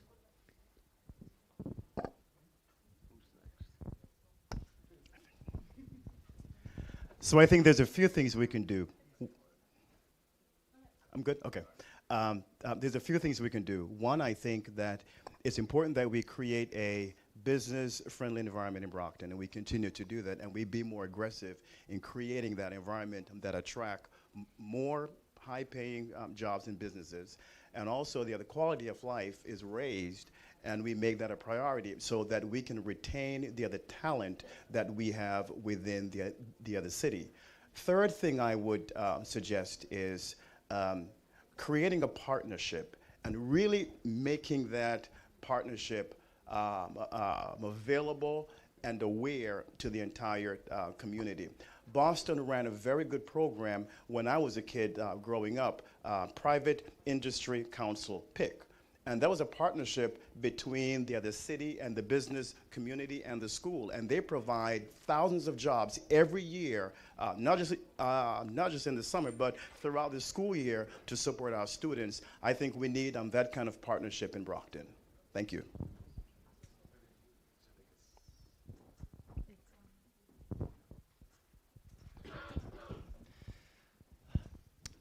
One of the projects that I was sad to not see come to fruition in our downtown area was a collaboration with Bridgewater State, UMass Boston, and I believe Massasoit. Deval Patrick had hoped to build a collaborative campus in our downtown.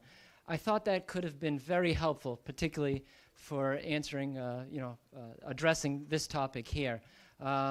Working with our higher institutions to try to get the information out to the youth and get them access to information and jobs. That didn't come to fruition. So we still have to look, I think, look to our higher eds, form partnerships, and get information. I think the city struggles in getting information out there. So, putting that on the website, getting it out there to the public, and letting them know where to go for resources such as that. Thank you. Thank you.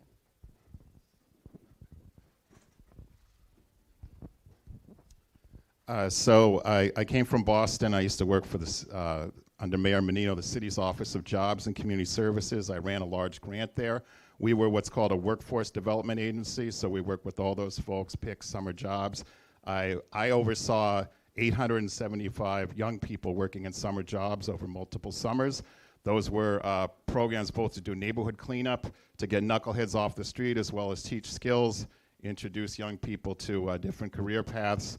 I ran a program that placed over 300 high-risk youth, 16 to 24-year-olds, into private sector jobs, meaning real jobs, not government-subsidized make-work jobs. I think what you have to always have is the connecting tissue. You need to have outreach, as others have said or alluded to. You can't expect people to just show up, because then you'll only get the most motivated folks, and you won't get the ones who fall between the cracks. A very good example of connecting tissue is kids get out of high school in May or June, but the trades start the apprenticeship in January, February, April. So we have to figure a way to connect those two, for example. Thank you.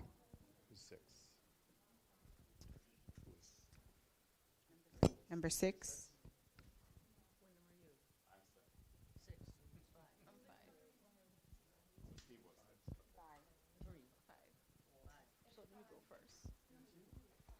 Well, I guess it doesn't matter. I'll just step on up. I'm going to kind of piggyback and echo a number of what my colleagues have said.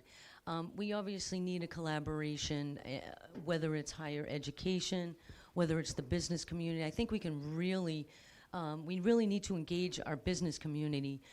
There's at least 10 businesses in my ward that don't even know that we exist as residents, and I would really like to really collaborate with them.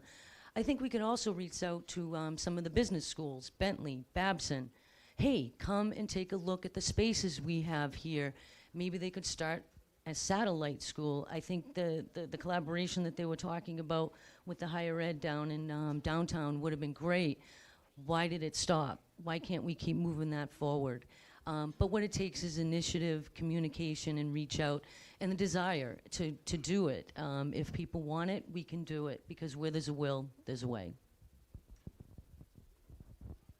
Hi, everyone. I completely agree with everything everyone said, But I want to mention, with the rise of how social media is going, knowing that our kids is on their phone anyways, there's a lot of business opportunities out there where they can learn to be an AI consultant, marketing, certain things that's not very difficult. So we can leverage that and create a business hub, a place that could be like a blackboard on the format of the school. When you go to the blackboard, there's certain instructions and informations there. So we can partner with every businesses, every school.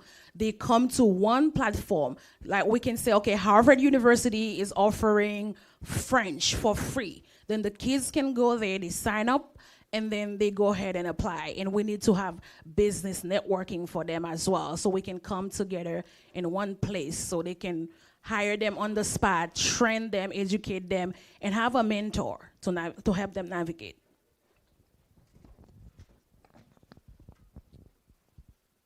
Everything that has been said, that's great. But I think we have to start at home as parents, as residents, because most of us, when we live in Brockton, sometimes when I speak to the youth, I talk about all the program that exists in Brockton. They said, I just sleep in Brockton. So that's mean it's for some reason Brockton it's just like they just sleep there, but they're not interested to work to make a living up here, and we have to do whatever we can to stop, giving our job from people who do not reside in Brockton. So we have to encourage our youth. We have to mentor them. We have to get more vocational school to help them get the job. Thank you. So I heard more knowledge, more resources. Oh, I'm so sorry. My apologies. First of all, I have to say that I agree with Marlon here, because when I went to school, and I know that was a long, long time ago, we had a co-op program.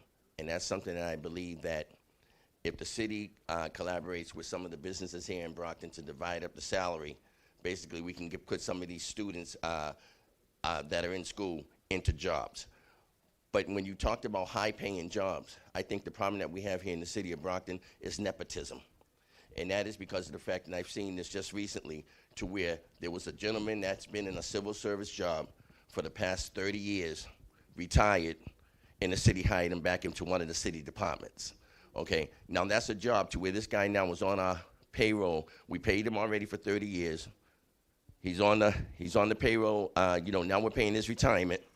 Okay, and now he's still getting paid off of taxpayers' money because he works for City Hall. Is that right? That could have been a job that could have went to somebody else.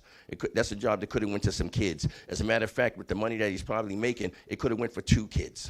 So that's the part of the problem right now, is that friends and families are getting all the good paying jobs, and the other kids have to work at McDonald's. Not knocking McDonald's, it's a start, but that's the problem. Thank you. Just keep going. Yeah, it's true. Oh, no clapping, just so we can keep the momentum going, but thank you. However, when I hear this, I heard knowledge, I heard access to resources, I heard how are we collaborating with higher education partnerships, with other partnerships around. I heard definitely empowerment. I heard some speculation of maybe looking, how does nepotism work in the city, right? And how are we making sure that we're leveraging opportunities for others that may not have access to that?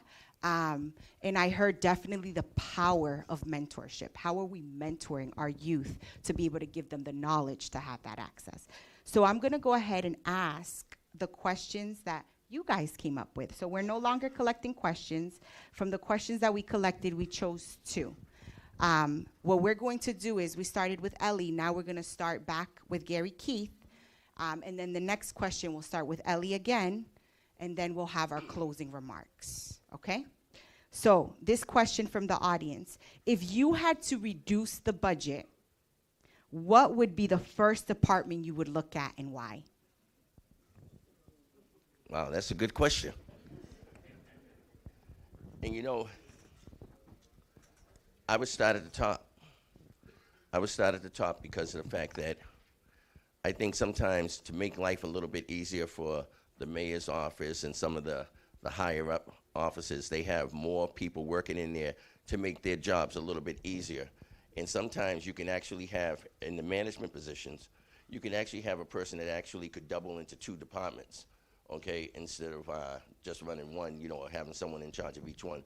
So I believe that I would look at the budget and I would basically look at a department head. I would start cutting from management than I would the staff. So from this question, it sounds like they want a specific department. That's how I'm understanding specific? the question. Yes, like what? Excuse me? It's a specific, yes. So what would be a specific department that you would look at first and why when thinking about reducing the budget? Okay, and you have 15 seconds left. My Parks and apologies. Recreation. Okay. Parks and Recreation. As right now, like, you don't see them doing too much. I mean, DW Field is a gym that is underutilized and stuff like that. So until we get some people there to actually take care of the park and to maintain it and to actually get it to where we can enjoy it, why not cut that? Okay, thank you. So we're gonna go from 10 to 9. From 1 to 10. From 1 to 2. Who's 2? Counting again. I actually can concur with my colleague. We need to cut down on the DW fields crew because right now we need get more cops in that area to take out the homeless. Without the homeless there, we can create a better pay and get wages for the park people. But right now, it's the park people that have to be cut back because they do nothing except for trim bushes in the hedges all day long. And it could work some, and then we could put it somewhere else.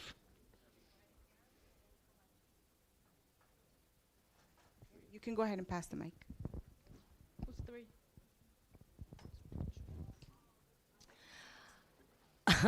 Well, I don't want to cut anything if we can possibly help it, because everybody tells us how strapped we are. But yes, I'm very disappointed in the Parks Department. And I understand that some of the DW Park Association folks are really trying to get that department to move, but apparently they're not. So I would take a look at that. I would also look at some of the consultants in every department. It seems like everywhere we turn, there's a consultant. At the DPW, at the CFO's office, at the auditor's office, and even in the school departments, if we're talking about the school as well. I know some people are saying that the administrators had some sweetheart deals. Maybe we need to look at that again. I don't want to make cuts. I know that we're kind of running on what we can at this point, but that's where I would look first, as well as some of the mayor's office stuff as well. Thank you.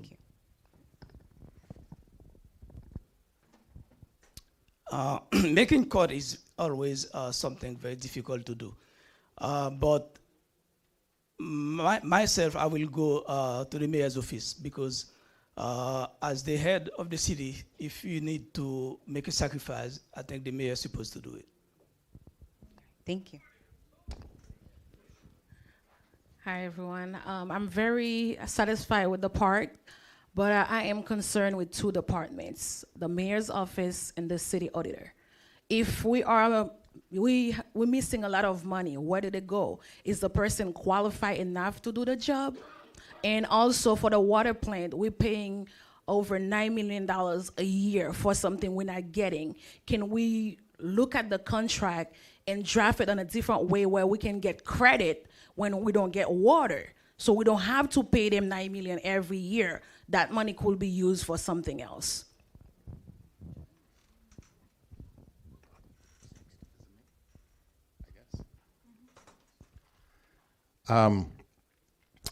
I'm going to respectfully disagree on parks because I'm a big supporter of the parks. I run Brockton Bikes, by the way. We've just started Brockton Walks. A lot of that is in DW. We only have 5 employees in the Parks Department for a city of 105,000 people. And until recently, they didn't work Saturdays, okay? So I agree there is the consultant issue. I too applied for a city job that was being held by a consultant who didn't even live in Brockton. And I even put right in my cover letter, I live here. I'm not going to move anywhere like the 10 other people you hired and put out press releases about. And JBD is going to kill me. I'm going to steal one of his talking points, but I've been at events with him lately. The law department apparently has 8 lawyers, from what I've heard you say, and why do we have 8 lawyers in the solicitor's department? Apparently it's doubled in size. I also want to acknowledge that while we have 10% of our workforce makes over $200,000 a year, the highest paid employee in the city of Brockton is the head of the traffic commission, nice guy, but he makes $360,000. Meanwhile, our starting salary for administrative assistants is $47,000 a year. So we got to fix that. Thank you. Thank you.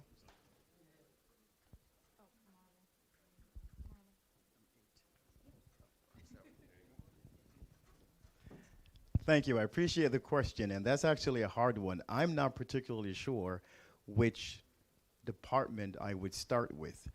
I think the goal is to eliminate waste, increase efficiency, and to improve cost-saving measures. And so to accomplish those 3 things, the entire budget is at play in terms of our review and finding waste.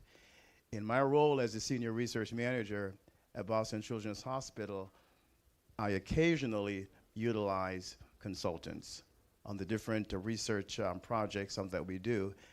And I know that consultants come with a pretty high price tag. So across all the departments, I would look specifically at that role and also to look among other things to see how we can increase efficiency and cost-saving measures.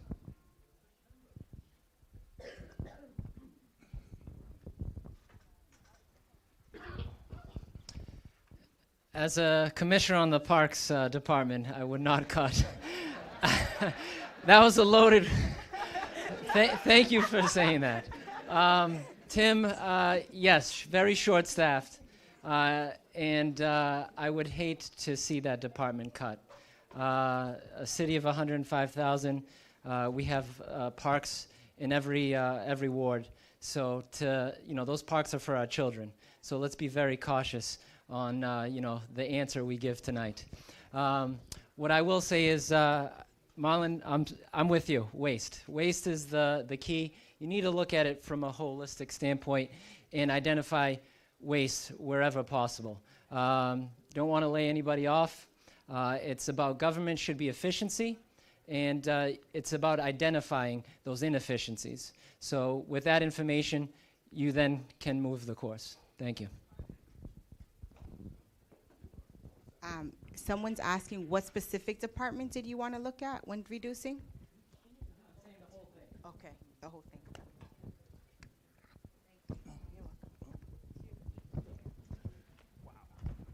That's a tough question because I deal with consulting and things of that, being an employee of the MBTA, and just hearing his story here and hearing some stuff that went down, we need to bring the cost of this consulting down. When we had our school committee issue in the city budget, we had a person who audited this city from Florida, never even came up here, and we paid them a ton of money. Now I'm hearing from him that they hired somebody that retired and got back on the payroll as a consultant. If I'm not mistaken, coming from the state, I believe that when someone separates service and retires, I believe there's a time frame that person is supposed to go through before they're brought on as a consultant. So if I'm not mistaken, that might just be illegal here in the city of Brockton. So we might have to check up on that one. If I had to look into a department that I would have to cut and have to say, I would have to look at the DPW and make sure that they're doing what they're supposed to be doing down there, make sure there's not waste down there. Right now we had a mild winter. We've got a ton of salt that we bought. We have to maybe make sure that we're doing stuff there to better our money in there. Thank you. Reclaiming my time. Some folks already said this, but I think it's hard to pick just one department. We need to look at all of the department and making sure that we're not just giving high-paid jobs to titles and not qualifications. There's a couple of departments that are getting big bucks, and they're just giving them titles and not necessarily that they qualify for it or not. But if I have to pick one, I will start at the top. I would start with the mayor's office. I will look at his budget. I will look at his staff's budget. I would also look to make sure that some of his staff needs to be there. There's a few that I think does not need to be in his office, and that money or that funding can be somewhere else in the community that would better help the community. Thank you. I'll stay up. Were you the last? Yeah. Okay. All right.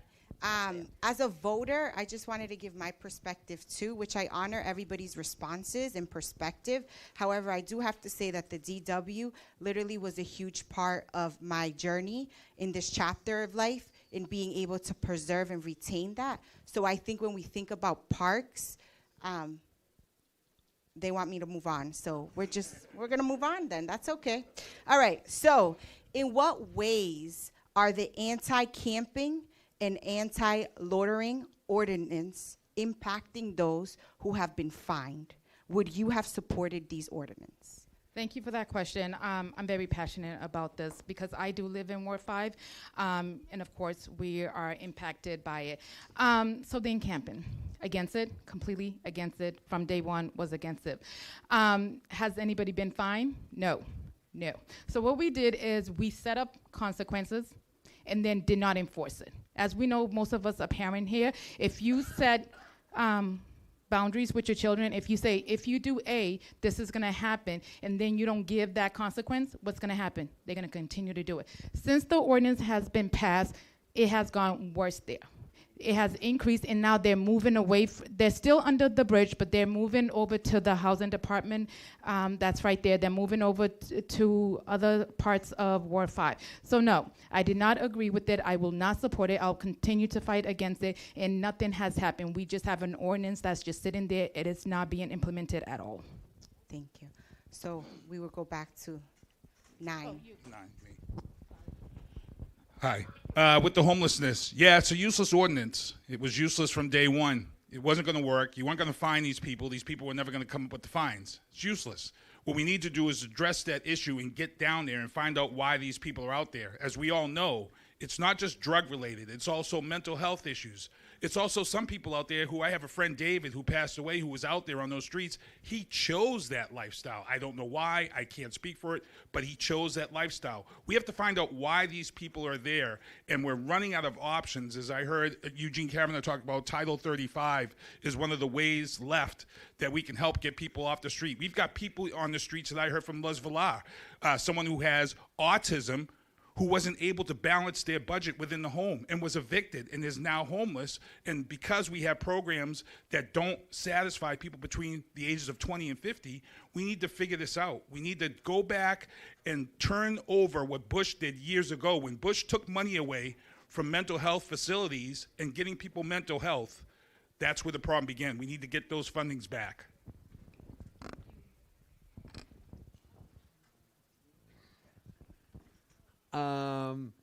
With the mental health, we need more workers to get out on the streets, talk to these people, see what they need, and then we can move on with finding them, get better suitment for the shelters. I see it every day over by the dunks, people just laying underneath the bridge, get needles everywhere.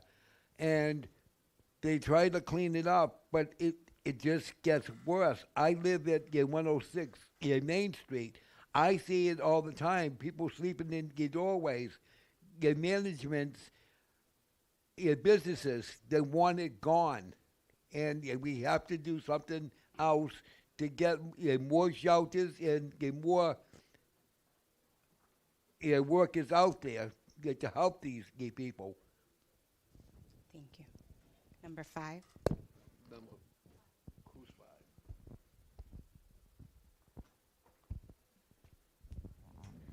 Thank you for these questions. What I can say about that is that not everyone who's homeless have the same needs. Not only we have to look at the perceived severity, and we have to kind of do a survey or triage to see what person having what issue and what help and support they need. Then from there, we can say, okay, this person lost their jobs. We need to get them trained and get back to the workforce. And some people, if based on how the mental health is affecting them, they cannot go back to the workforce. So we need to have a system in place to help those people based on their needs.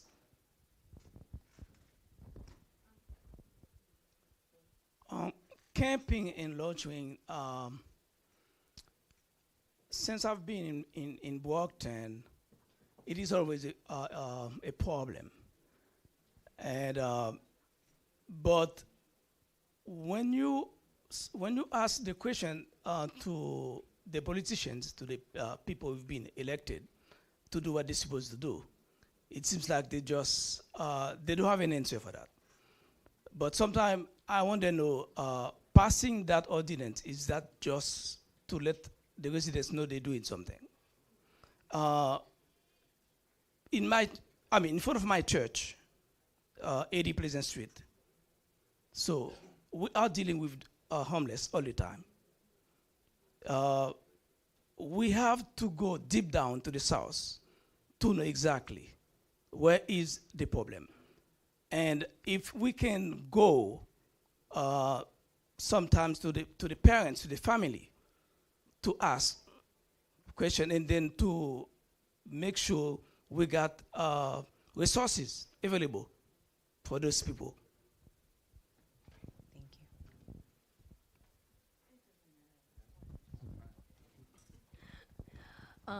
No, I did not agree with the ordinance. I thought it was a feel-good kind of thing. I understand why it was brought forward. I think what we need to do, we've got $2 million with the opioid settlement that people are going to be applying for.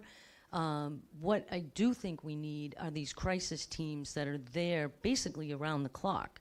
A regular team that are out there asking the homeless people what they need. That $2 million could go a long way towards that.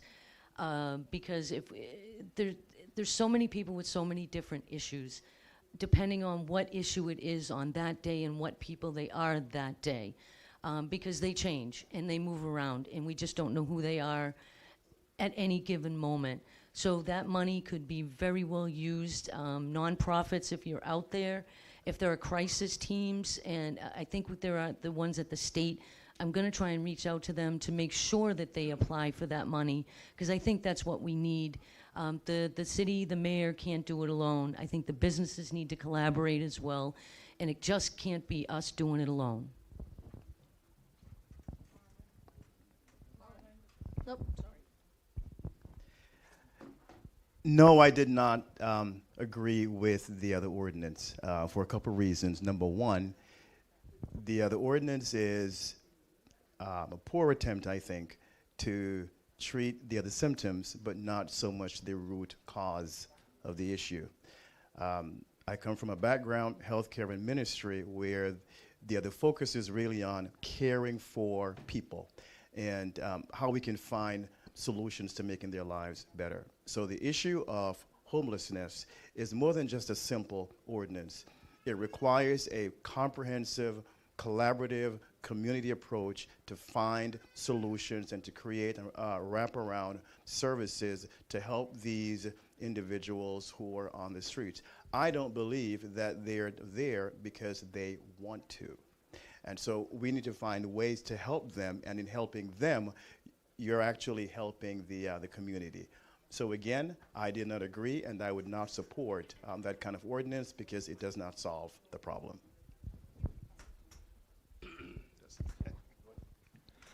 Hi, Jed again. I was an outreach worker in the city of Boston. I also ran those programs. In that case, outreach to what they called gang members. And the similarity there is you had a group of people who were not connected to institutions, who were literally on the streets. And where Boston was successful is instead of trying to punish the entire group, right, what they did is they basically took the worst characters and fast-track them for special attention, whether that was prosecution or case management, and then the rest of the folks got all sorts of services. So what you might call a weed and seed approach, speaking of Bush, right? Now, I'm the president of the building trustees where I live, the Lofts at SoCo. I'm one of very few candidates who live downtown. I know Liz does. I live downtown. We are 1 block from the bridge.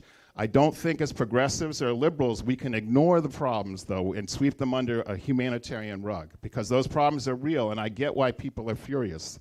And they've cut our hose because they've stole furniture off our property, numerous package thefts. So we need a detective assigned to downtown that will work the worst characters. Thank you.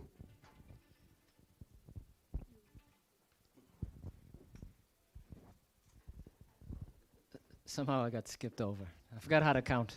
My apologies. The issue with the homelessness, I did not support that ordinance. It's an issue that we have to face fully and with compassion. Those are human beings under those bridges. They need services, and we need to approach them with compassion. So I know we hear it all the time, those individuals aren't just from Brockton. This is a regional issue. We need to allocate resources from all levels to address this issue. You may think that, oh, I don't live near downtown, but this issue, unattended, will grow. And we deserve it for our children in our community to address it with compassion and dignity. Thank you.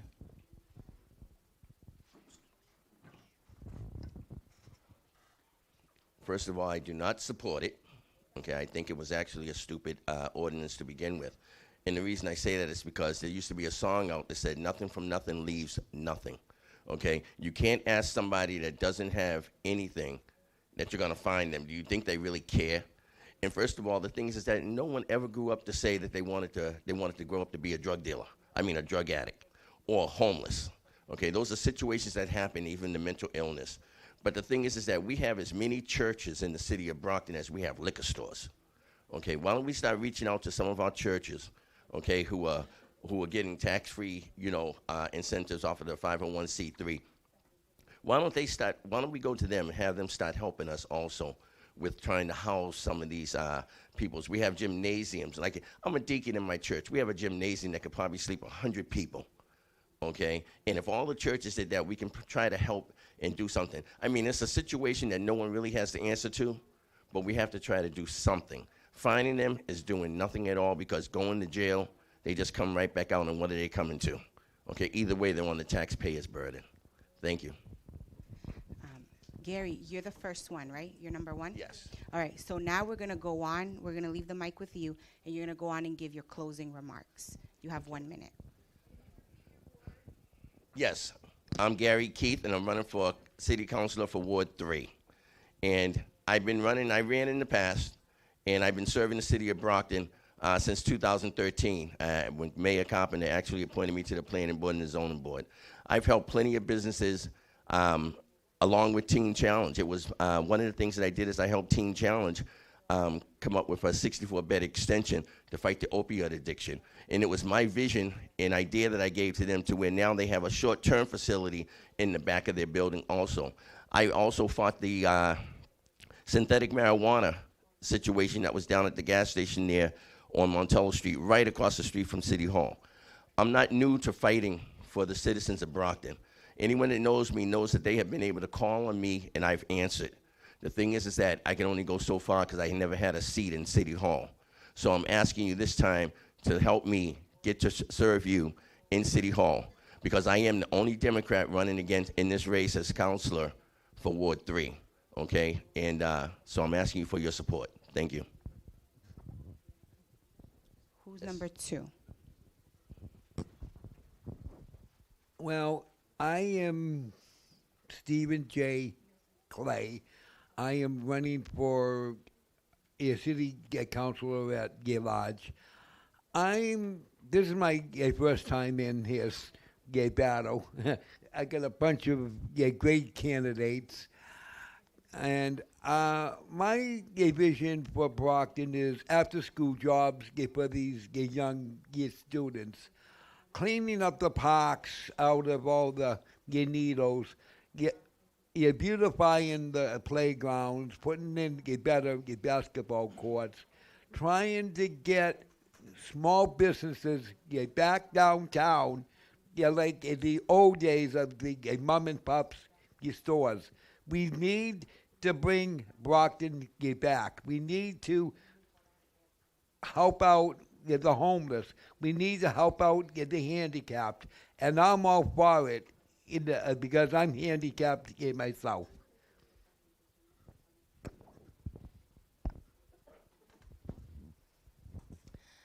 Thank you. My name is Lisa Crowley, and I'm running for Ward 6 City Councilor. I've lived in Brockton for 20 years on Howard Street across from Remova Park, where I got involved because we had a big problem with an illegal toxic waste dump that really no one would help me with besides Michelle Dubois. So I got involved. We fought, we won, we had zoning board hearings, we had court hearings, and we're winning that fight. But I want to bring my motivation, my knowledge of government, as well as my love for Ward 6 and for this city.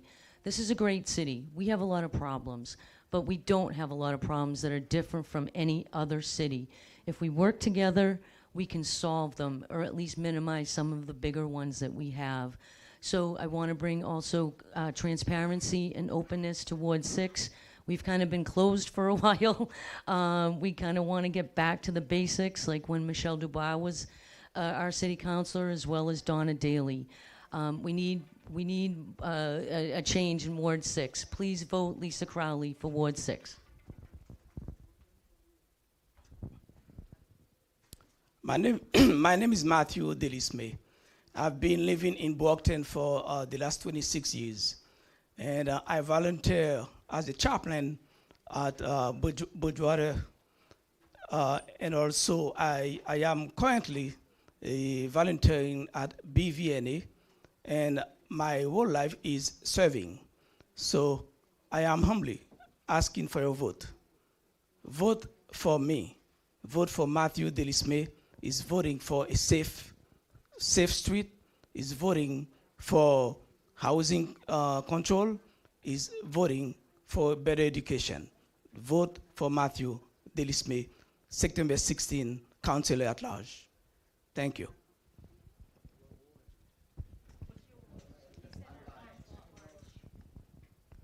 Ward 7, but I'm running for Council at Large. Hi everyone, I'm Judith Nelson. I'm a youth mentor in the city and I'm running for council at large. And I also work with mass mentoring, helping the kids. I'm a public health consultant, public health administration. I am also teaching financial literacy in the city for young adults and then everyone as a whole. I'm also a real estate investor. There's a lot that could be done, especially when addressing homelessness. We can work with the housing department and grant and funding that's already in the city and leverage those empty buildings in the city to create housing and other initiative in the city. I'm humbly asking for your vote because I am young, I am determined, I understand everyone's situation because I was born and raised in Haiti. From high school to having 2 master's degree now, it takes a lot of work, so I know what it feels to be in your position, and now I'm here to make a difference. Thank you.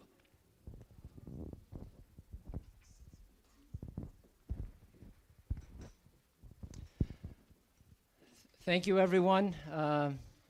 Thank you, everyone, and thank you for the members, for the organizations that organized this wonderful event. To the members of the audience, I'm here and I'm running for the same reasons why you are here. I believe in Brockton.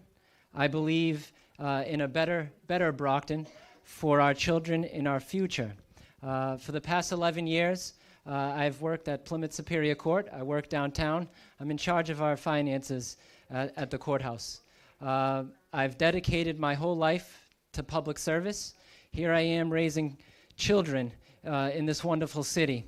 And I had a wonderful childhood growing up, and I want to do my part along with the other councilors and other leadership in the city to ensure that our children's future is better than mine, good, but if not better than mine. I'll be, I'm running for Ward 1 councilor. September 16th is the primary. If I'm fortunate enough, I'll move on to November 4th. Again, I thank you for your support. Thank you.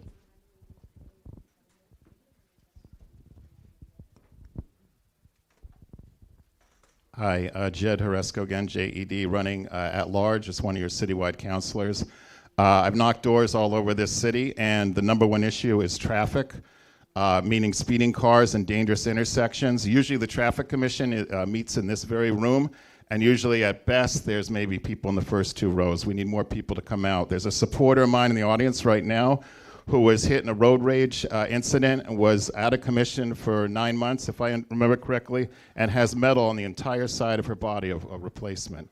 There was a man named Holden DePina who was the victim of a hit-and-run accident on Crescent Street on Sunday morning, and that's where Crescent is basically 5 lanes wide, and BPS needs 2 traffic guards to help the kids cross safely. So I think we need speed bumps in this city. The Traffic Commission is against them.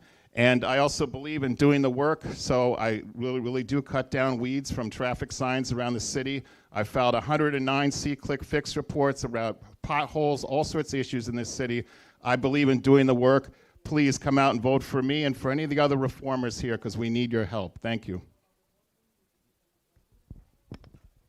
Hi, I'm Marlon Green, and I'm running for City Council Ward 1. In the words of Dr. King, life's most persistent and urgent question is, what will you do for others? Here's what I'll do. I will bring my 25 years of experience in research as a research manager, working with patients and families and communities, and advocating for the best interests of a child and of a parent. And I'll bring my 20+ years of ministry experience working with the community, genuinely caring for people. And at the center of all that I do is people, people-centered. That's the kind of leadership that I will bring to this ward and to our community. September 16th is our preliminary. I am number 2 on the ballot, and I am humbly asking you to vote for Marlon Green. Make me number 1. I look forward to serving you. Thank you.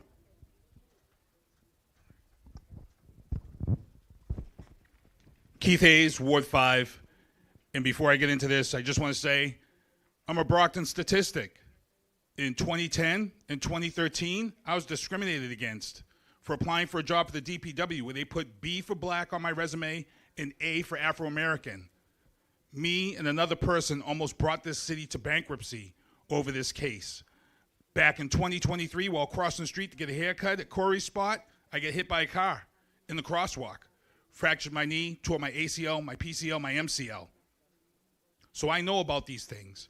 Ward 5, one of the things I want to unveil tonight is my first plan on helping out Ward 5 is to create an epicenter of positivity located in Salisbury, George Snow Park, where we have that stone bridge. If you guys are familiar with that stone bridge, I want to turn that into a rainbow bridge where people can come and bring their pets before putting their pets down. That will create foot traffic in that area, get rid of the homelessness, and hopefully some of the businesses will bring last meals for the pets so people can come. We're seeing this success with these rainbow bridges in 2 other cities and towns, and we need that foot traffic to get the homeless out of there. Thank you. Thank you very much. My name is Ellie Texera. I'm running for Ward 5. So very important. Thank you, all you guys, for being here and taking the time to be here with us. I am running because when the election ends, campaigning does not end. You continue to campaign. You continue to fulfill your promises. You continue to work on the needs of your residents, of your voters. Lots of time during campaign season, everybody comes out, everybody knocks door, everybody does what they need to get your vote, and then after November, after January, you don't hear from them. And that is why I'm running. I'm running because I'm gonna answer every call. I am a social worker here in the city. and I have worked here in the city for many years. But even when I'm not campaigning, even if I don't get the seat at the table, I will continue to do what I've been doing all along, which is advocate for people, which is making sure that information gets out to people. If I'm council, not if, when I become council, I will make sure that every decision that is made, it comes from us, that we work together, that we know exactly what is happening, why this decision is being made. And we're not always gonna agree, right? There's gonna be a time where I'm gonna be like, listen, this cannot happen, but we will have a conversation about why this is not happening. Again, I wanna thank all you guys to be here, that are here today, but look around. I know I'm going over time, but I'm sorry, this is important. The folks that aren't here, some of them are not here because life happens, right? But some of them are not here for lack of respect for you guys, the residents and the voter. We took a, no, don't clap. We applied for a job. We're applying for a job, and now we're interviewing for a job. To not be here is a disrespect, not only for those of us that are running, because we all have busy lives, but also to you guys, the residents and the voters. So when you go out on September 16th, think about that. When you go out on November 4th, think about that. I am sorry, but it needed to be said. So I just want to reiterate the gratitude, especially for you guys, the residents, our voters, the ones that are going to choose, as she mentioned, what is it that they're going to bring to the table that aligns with my values that I want to be elevated when I sit on that bench. Also, I want to thank you guys, the candidates, because as I mentioned earlier, running a campaign is a lot of work. It is emotionally exhausting, not just for you, but for your families. So thank you for being here. Blessings, and have a great night. And let's give it up for our moderator, Cynthia Rivas Mendez. So we are now transitioning into the mayoral forum. Thank you for all of your endurance sitting through all of this. Hang in there. We've got 45 minutes left. We've got a few candidates. So if our mayoral candidates can come forward. Pick the top four.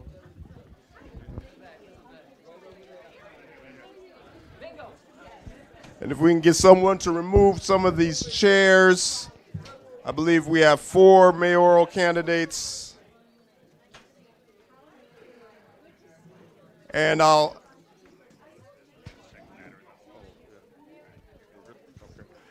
ask again, if people are not staying for the mayoral, please quickly exit. If you want to congratulate someone, please quick exit and congratulate them. And we'll have our mayoral candidates come forward. Just a reminder, the restrooms are out to my right, your left. If you need to go, please don't cut in front of the cameras. Walk around the back. We've got 1 minute per question. We'll have a closing statement that's 1 minute. Now, one of the things, we've had several candidates who appeared before you for school committee and for city council and for mayor. And I said at the outset, there were several people who extended their regrets, and then there were several people who did not respond at all. If I can have everyone's attention, please. If I can have everyone's attention, please. If I can have everyone's attention, please. You step in the hall, please.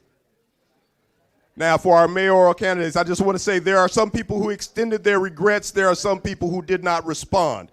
The people who extended their regrets for not being here: school committee member Joyce Asak, city council candidate Jamal Braithwaite, city council candidate Jeffrey Charnell, school committee candidate Omega Corbett, school committee candidate Claudio Elisu Depina Gomes, who's a current city school committee member, city councilor and candidate Winthrop Farwell, city council candidate Philip Griffin, city council candidate William Keene, mayoral candidate Richard Reed, and city council candidate Jeffrey Thompson. Those are the individuals who extended their regrets for not being here.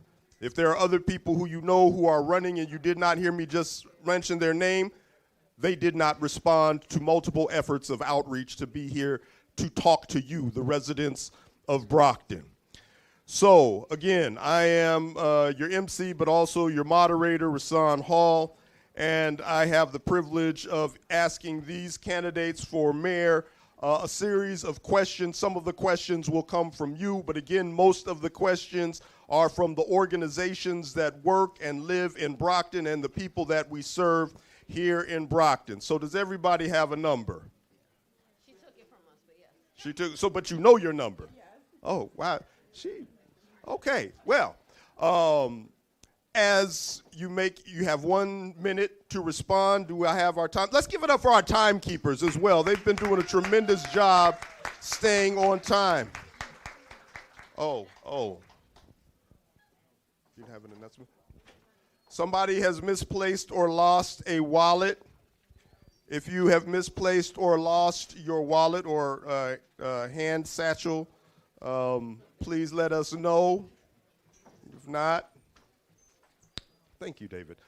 Questions, audience questions. David will be walking around with sticky pads and pens. If you want to ask a question, just write it down. They'll collect it for the first 30 minutes. After that, we'll stop collecting questions, and those will be forwarded to the moderator. All right, we're good timekeepers. All right, so in your opening statement, or your first question, rather, please introduce yourself and your ward. So the first question: access to family-sustaining jobs is essential to closing the racial wealth gap in Brockton. Communities of color continue to face barriers to high-growth industries. As mayor, how will you expand workforce training and apprenticeship opportunities in sectors like healthcare, technology, and clean energy, and how would you increase more affordable workforce? First, who's number one? Okay, you can go ahead, introduce yourself, and answer the question. You have 1 minute. You can just take it out. Okay, perfect. Hi, my name's Karina. If any of you guys remember me, I ran for mayor back in 2019. I was the only female running at the time, and I was also the youngest. So I'm actually very happy that I'm running along to other females this time. And that should tell you a lot about myself. I am a trendsetter, and even when I'm nervous, I still go for it. And if I have to fight to make sure that your voices are heard, I will fight because that's what I do. So your question about creating equal opportunities for everyone, I remember this question from my first time running for mayor. And I honestly think it's about just being qualified for the position and also making sure that the position is out there for everyone to know about it, right? Because when we're posting positions, even in the mayoral office or anything like that, some families don't have access to internet. Some families don't have access to the resources that other maybe more privileged families do. So as long as we're making the jobs accessible to everyone, it's about being qualified for the position. You're a qualified position, you get the job. And as long as we're prioritizing qualification, then everything should be equal across the board. Thank you. Thank you. Next candidate. Thank you. Good evening. My name is Luz Villal, and I live in Ward 5 and running for mayor of Brockton. To answer your question, that is a loaded question. But in short, what immediately comes to mind is thinking about what is the cost that our families are incurring, right? So understanding that and alleviating some of that financial burden. And then also, too, streamlining the process for those business makers, the business owners, and providing business incubators. So understanding that mentorship and providing that for them to sustain themselves. Also, bringing in new businesses or new attractions to increase that foot traffic and expanding that opportunity in the pool. So the types of jobs that are available, expanding that. And I'll stop there. Okay, next candidate.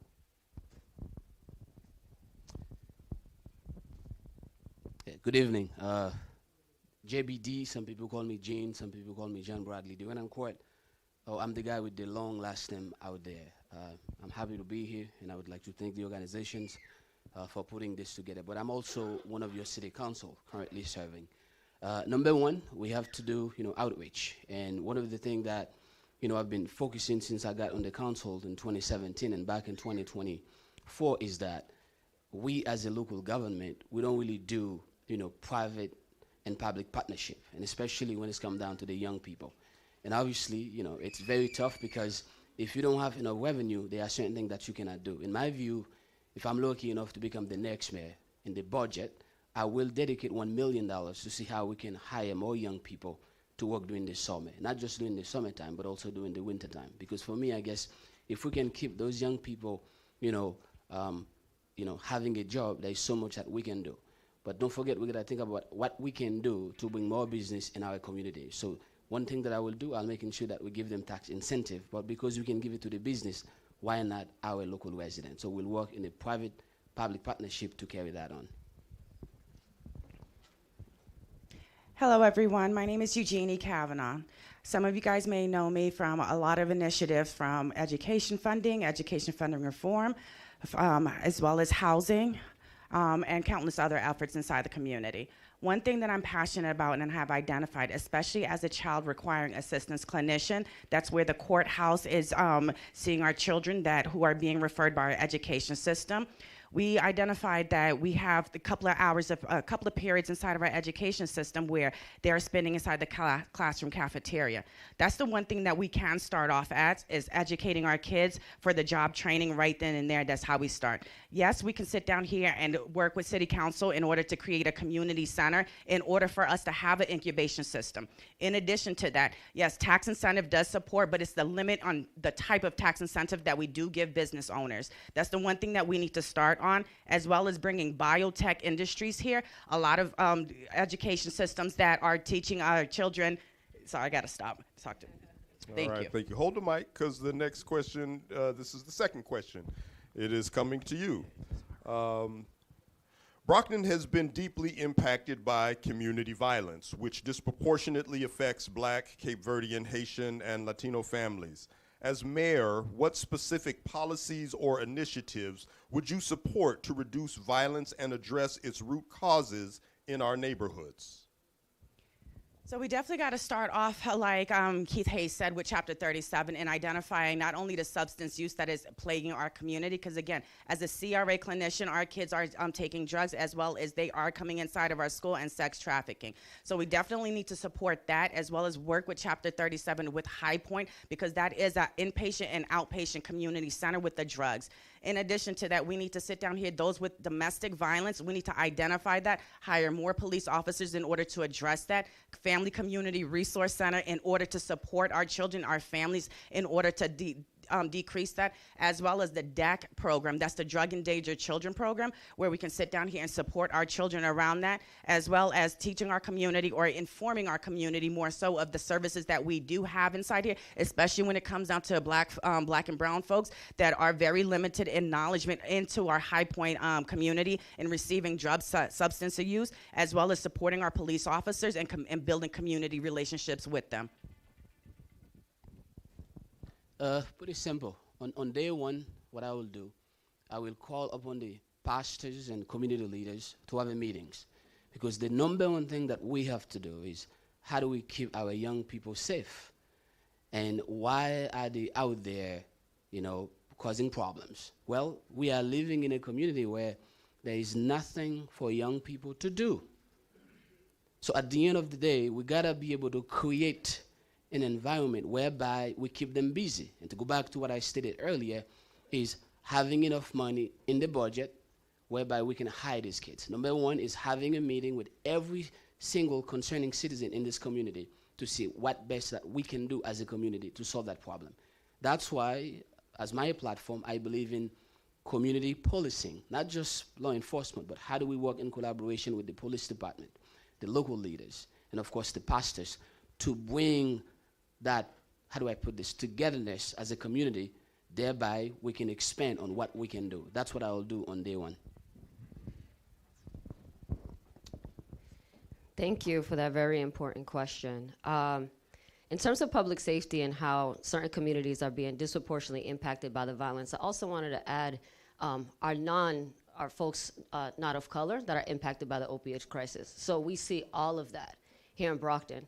And I want to highlight that. What I would do is what I'm doing right now. Even as a candidate, the clinical providers from the data I found and compiled myself is so jarring to them that they're providing preventative violence prevention services by, I'm able to deploy, and we've done it already for some shootings and things that have happened right in front of my doorstep, is providing a crisis behavioral intervention response system and a trauma response system. And Rashawn Hall and I, I'm gonna be a little biased, we go way back to Boston, so he has seen this very same model work and really impact those exact communities you're talking about, so thank you for that.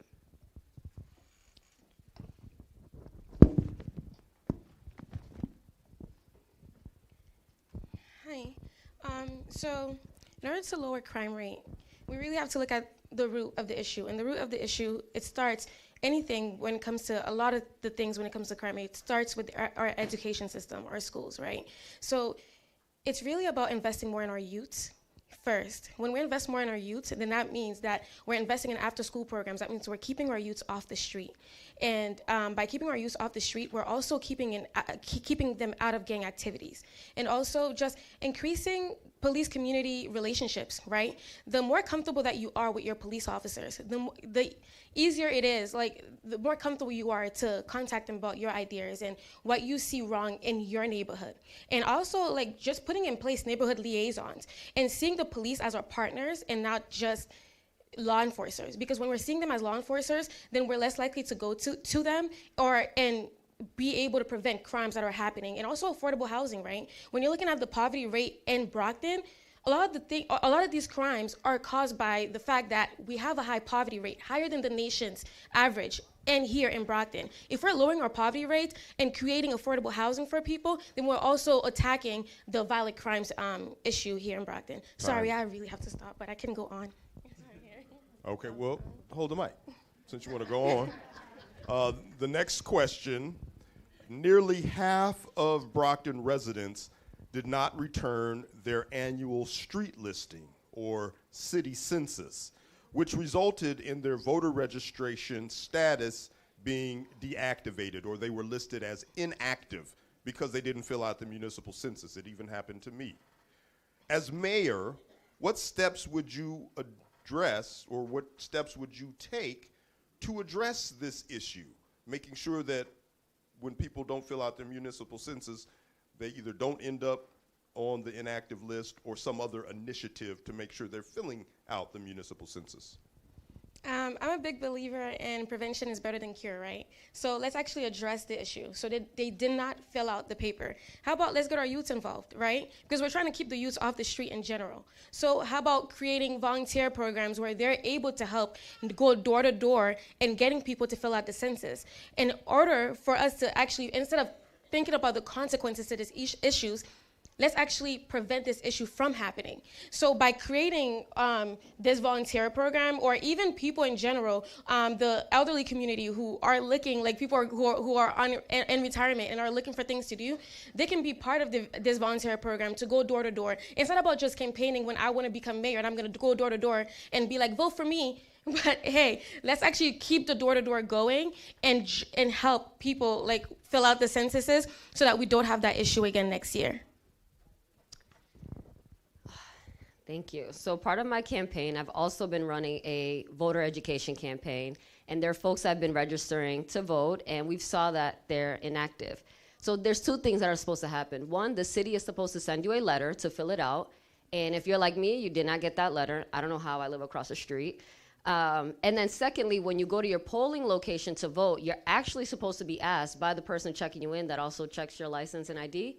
They're supposed to tell you that you're inactive, and you can fill it out right there on the spot and request your sheet. So when you go to vote on the 16th, you can request to have your status activated. Well, I mean, this is something that I fought since day one when I got in 2017.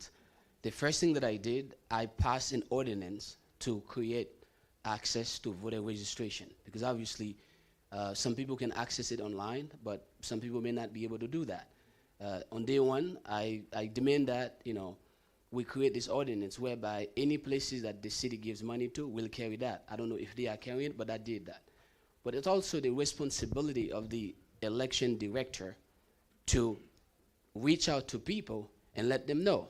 We do have a communication problem in this city. And at the end of the day, as somebody who's in charge of the election department, it is her job to do the outreach, because as we know, we are busy with our lives and we have so much to do, and at the end of the day, it's just because you didn't fill that piece of paper doesn't mean you cannot vote. So when you go vote, on September 16th and November 4th, you can request this information over there and being able to vote. What we have to do as a city, if I'm lucky enough to become the next mayor, because we got to understand these people work for the mayor or for the people, I will demand whomever is in charge of that department to reach out to every single Brockton resident and let them know whether or not they are active or inactive. You can bet on that one. That's what I'll do.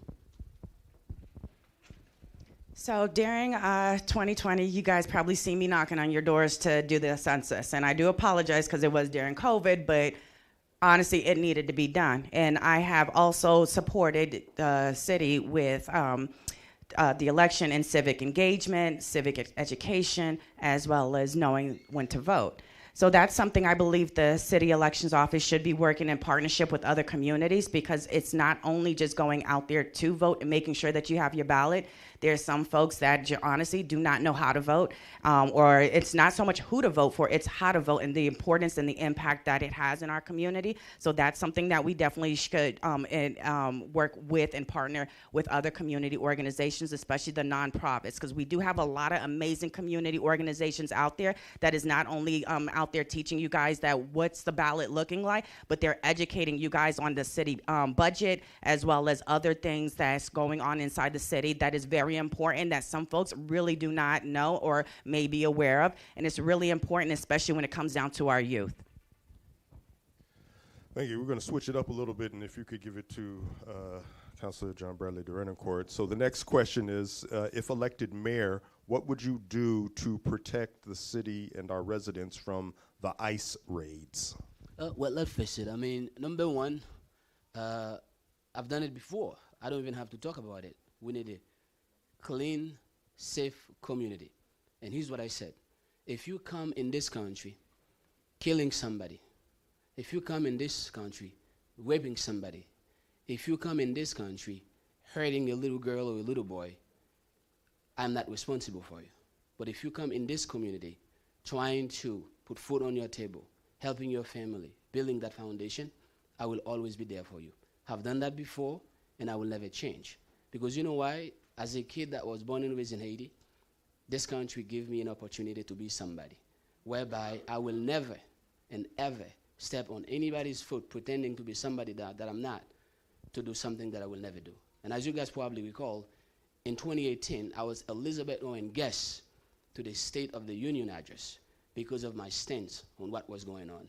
I believe in that before, and I believe in it now, and that will never change. Yeah, so I will say I will not use, if elected mayor, I would not use any city resources to aid or support ICE. But first, but overall, certainly there are already pro bono services and attorneys and people working diligently, and we need to make sure we wrap ourselves around them and support them to make sure that everyone has what they need, their status is cleared. And any other resources in immigration, the city does not have, Brockton right now does not have the full capacity to support the folks we need in Brockton around that. So I would also leverage my resources from other places to make sure that we take care of everyone.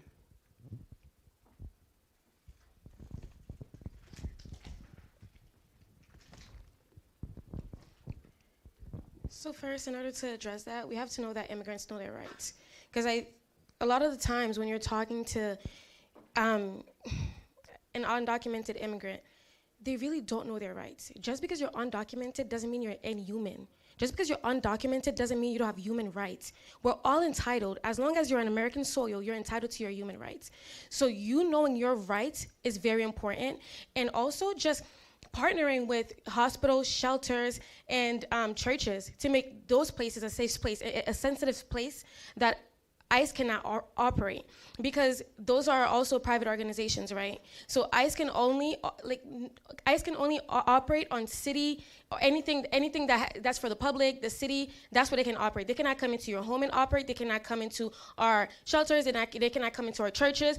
They cannot operate in those places. So talking to pastors and, hey, can you help us out with the immigration influx in our city? Because we do have a lot of immigrants here, and they have to feel protected, just as the residents. I'm so sorry, I don't want to we're the same way that legal immigrants are protected are the same way that illegal immigrants fighting, just seeking asylum here, if they're seeking asylum, then we can be that asylum for them. That's all I'm trying to say. So as someone that is Haitian, well, both my parents are born in Haiti. I was born here.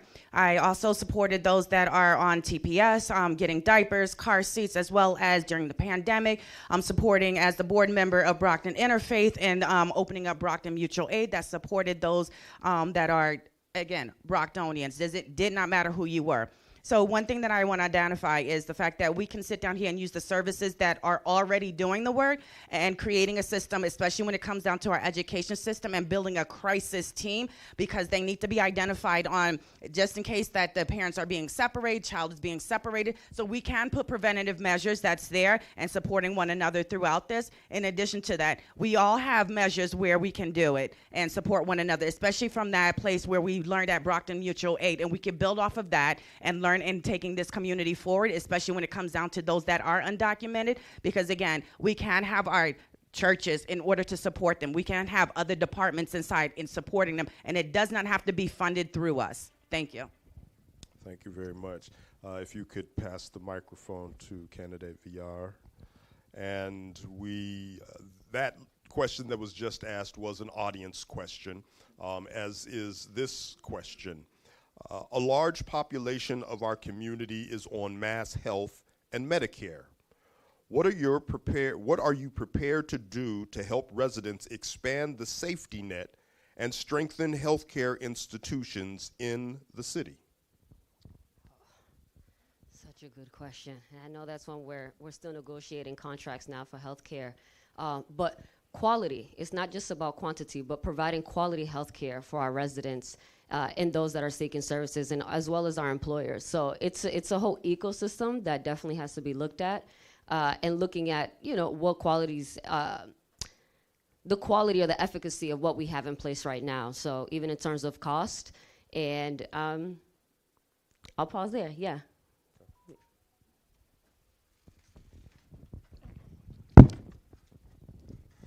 I actually think that Brockton does a great job with healthcare when it comes to the health safety net, right? It's just that people don't know about it. Because I have helped certain illegal immigrants get access to health safety net. And they do have access to get tested. They do have access to get a physical. They have access to do a lot under the mass health safety net. It's just about them knowing about it, right? So having just institutions in place for illegal immigrants to feel safe enough to go in there and ask questions about healthcare, because I think that a lot of the immigrants in our city are not receiving the healthcare that the care that they need, because they don't know that they do have access to that health safety net. So it's getting communication across the board to all of them saying, hey, you do have access to certain services, including STD testing. I mentioned physical. I mentioned getting your shots, all under the health safety net. So I actually commend Brockton in doing a great job in providing clinics that do offer services to illegal immigrants. So if it's being offered to illegal immigrants, it's being offered to everyone. Anyways, thank you. Candidate Kavanaugh. So one thing that I want to identify, especially in working in long-term care, is the fact that when we talk about mass health, that when you reach over a certain amount and needing a certain amount of care, you definitely get kicked off because your assets get taken from you. So we definitely need to start to strengthen up mass health and how we provide services here, and give other alternatives, especially about financial literacy, because when it comes down to us coming into long-term care, no matter if you're immigrant, undocumented, or who you are, you definitely fall into that. In addition to that, we have a lot of behavioral health services that are closing down, that aspect of behavioral health that are on mass health tough. So we need to strengthen that up, and we need to build relationship in promoting that, as well as accessing the barrier and finding out why is that, and have that conversation with the state and eliminating those barriers. Well, very simple. I was fortunate to work in the House for Rep. Brady and also in the Senate. And before I left the Senate, I was Director of Constituent Services for Senator Brady. And what I was doing at that job, as some of you probably know, was like helping people to get services, not just healthcare. But with the current administration, we all know what has been going on. And number one, we gotta be able to work with our state delegation and of course our federal delegation to making sure that money are coming for the state, thereby they can push it within the community. Number two, even locally speaking, not just in terms of myself, the city of Brockton has a contract with Blue Cross Blue Shield. Obviously, it's crazy expensive. We're gonna look into different avenues to see how we can help our people. So I'm gonna look into multiple things to see how we can best serving our people. I believe healthcare should go to everybody. I think anybody who is in this community, in this country, should have access to the best quality healthcare. Because if one person is sick, all of us can get sick. So at the end of the day, it is our responsibility to making sure that every single person has access to that, and if something is going on, they can find the help that they need, and all of us as a community can feel better. I will work tirelessly to making sure that we have this on the place. Thank you. All right, keep the mic. This is the last question, and it is an audience question, and then it will be followed by the 1-minute closing statements from our candidates. The mayor currently sits as the chair of the school committee. If you are elected as mayor, would you consider restructuring the charter and not sitting on the school committee? 100%. I don't believe with the responsibility of a mayor sitting at those meetings is the best way to approach our city. And I know it is the last question, but let me just say this to you. I will fund this school 100%. If there is one thing that you can count on, if I become the next mayor of Brockton, I will spend as much money as we can in the school. The school is my #1 priority. Not just Brockton Public School, but also adult education. I believe that we should let the school committee do what they can to do to take care of the business that they need. I will appoint somebody. Well, let me just put it to you like this. I will work in collaboration with the city council to come up with an ordinance whereby they can remove the mayor, and the mayor and the school committee can appoint somebody to do that job. And I would like that person to be somebody who is not elected, and thereby he or she is doing it willingly without getting paid. Because at the end of the day, if you have somebody who's neutral, not getting paid, and doing it for the sake of the school, for the love of our children, we will be able to have one of the best school committee in the system. You can bet that's what I will do. I will not sit on that as long as the law allow me to step away from it. Thank you. To your left, please. Yeah, I'm so glad for this question because what you were explaining is supporting a full charter. And that's one of the recommendations that came out of the audit, which I really appreciated. So right now, the way the schools committee is structured, it's actually what I think is contributing to the tide votes and the stalls that you see that's happening in the decision-making process. So supporting a full charter review, I would love to explore that idea. And same thing, I don't think the mayor should sit in that seat, and I would love for it to be elected by the people. So thank you. Thank you.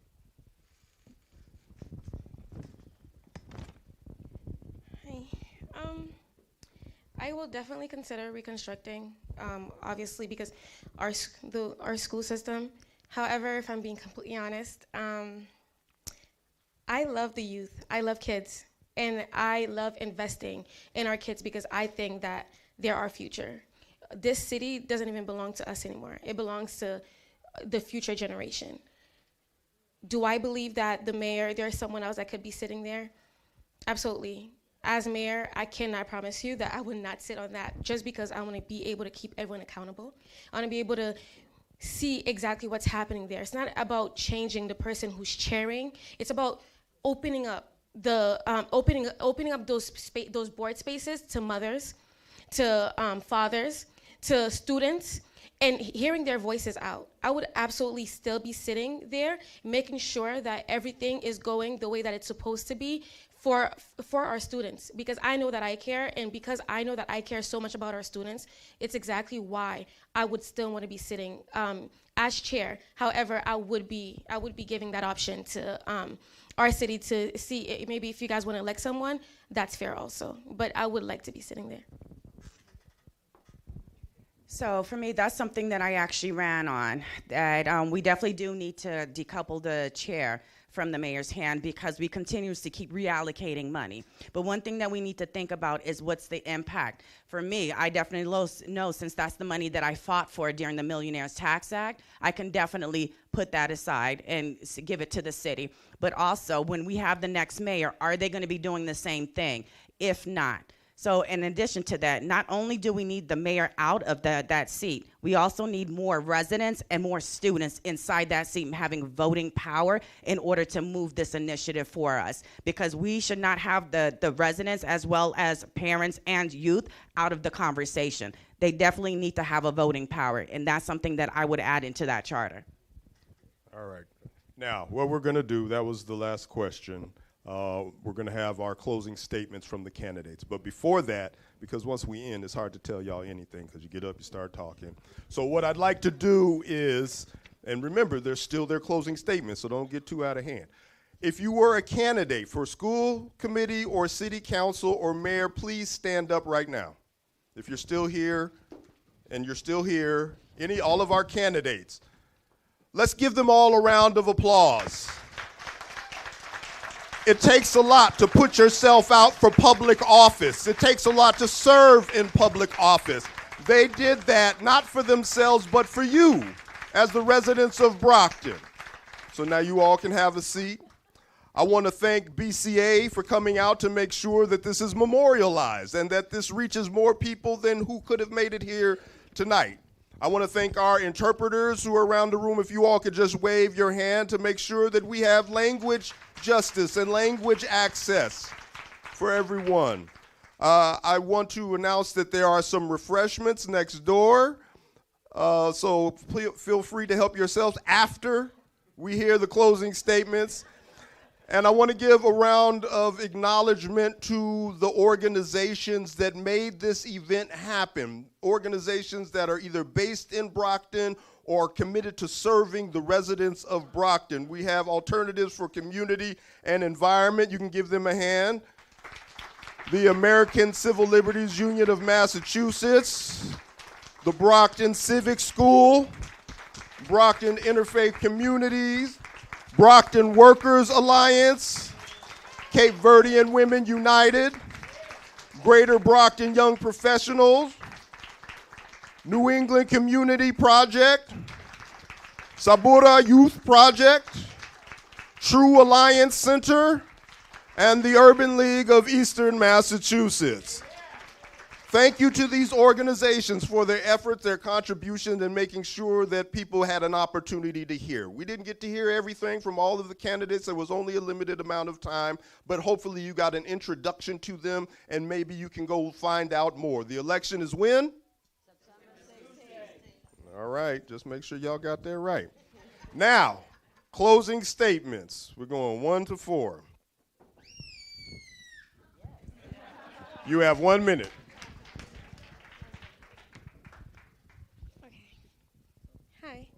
I ran for mayor back in 2019 to be, I ran for mayor back in 2019 to be the voice of many issues happening in our city at the time, and unfortunately are still happening today. Amongst those issues are the crime and poverty rates, which are significantly higher than that of the national average, lack of employment opportunities, outdated infrastructures, and academic decline over the past years. Our school academic test scores and graduation rates are drastically lower than that of the state average. That is not okay. We can do better. I'll advocate to increase school funding and allocate the funds in a way that better serve students beyond the school building. I'll strategize to revitalize our mall and modernize our main street to generate income, employment, and life back into our city. Lowering crime doesn't start with more security. Brockton has a great police department. However, we need to increase police-community relationships by creating listening sessions and neighborhood liaisons so officers are seen not just as enforcers of the law, but as partners in safety. All these changes start with your vote. Voting for change in our government would catalyze change in a lot of those issues. There was a time when Brockton High School was an exemplary school for many others in the state. A time when Brockton pioneered 3-ward electrical systems, or even having a That's oh, time. Is it time? It's been past time. Oh, really? I wasn't even this time. Okay, sorry. It's just 1 minute. Oh, okay. So all I want to say is the path to recovery. You guys, Time. okay. 15 seconds, 15 seconds. Okay, the path to recovery and success is not an easy one, but it becomes easier by making better choices today. When I ran back in 2019, my declaration was, let's better our tomorrow by making better decisions today. And I still strongly believe in that. So please vote for me, Karina Montples, on September 16th for change, better tomorrow, and a better Brockton, better schools, better crime rates, and everything. Vote for me, Karina Montples. I'm so sorry, guys. Thank you, everyone. So, as I said, my name is Luz Vidal, and I was born and raised in Brockton. And like many families in our city, I certainly faced struggles as well growing up, including growing up in the foster care system. But it was this city right here that shaped me and gave me the foundation to succeed. And that's why I'm here, because I owe so much to the city. It's my first time running for office, but it's not my first time in public service. I've worked at the municipal and federal level in government, and in nonprofit leadership and in the private sector for a financial institution managing up to $2.3 trillion budgets. I'm running because I know what it feels like to reach out and nobody shows up, to speak up and it feels like it falls on deaf ears. I've seen the community meetings that have been canceled, the backdoor deals that are happening, the meetings that are happening behind closed doors. Your tax dollars pay for all of that, pay for their salaries, pay for their buildings, pay for their staff, and yet your dollars can be in these rooms, but you can't. Your voice can't, and I believe it can, and it should, and I will prioritize that. Please vote Luz Villar, September 16th.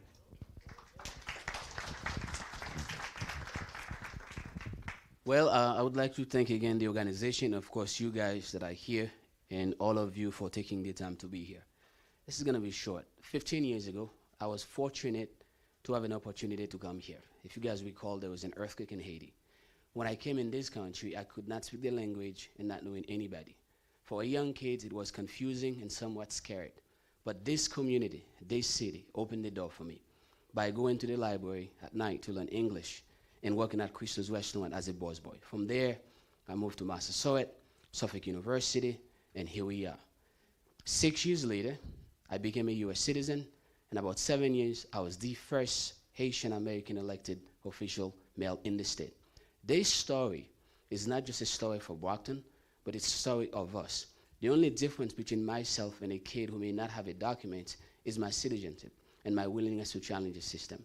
Tonight, this is not a moment for politics. It's a moment for progress. It's a moment of where do we go from there. It's all about trust. Which one of us do you trust to lead this city? And I've shown that, my level of responsibility and question determination to prove you that I am willing and able to take this city forward on day one. I am the longest name on the ballot, and I am number one on the ballot. September 16, I humbly ask for your vote because I know together we can move that. Time. Thank you. Thank you. So I just want to say thank you, and I want to apologize to the interpreters because I see I was talking fast, so I do apologize for that. So for me, after my tour duty in Iraq, I moved to the city, and the city supported me through Father Bills. I was homeless, and I raised up my 2 children that here inside the city. One went to Edison Academy, and the other one New Heights Charter School.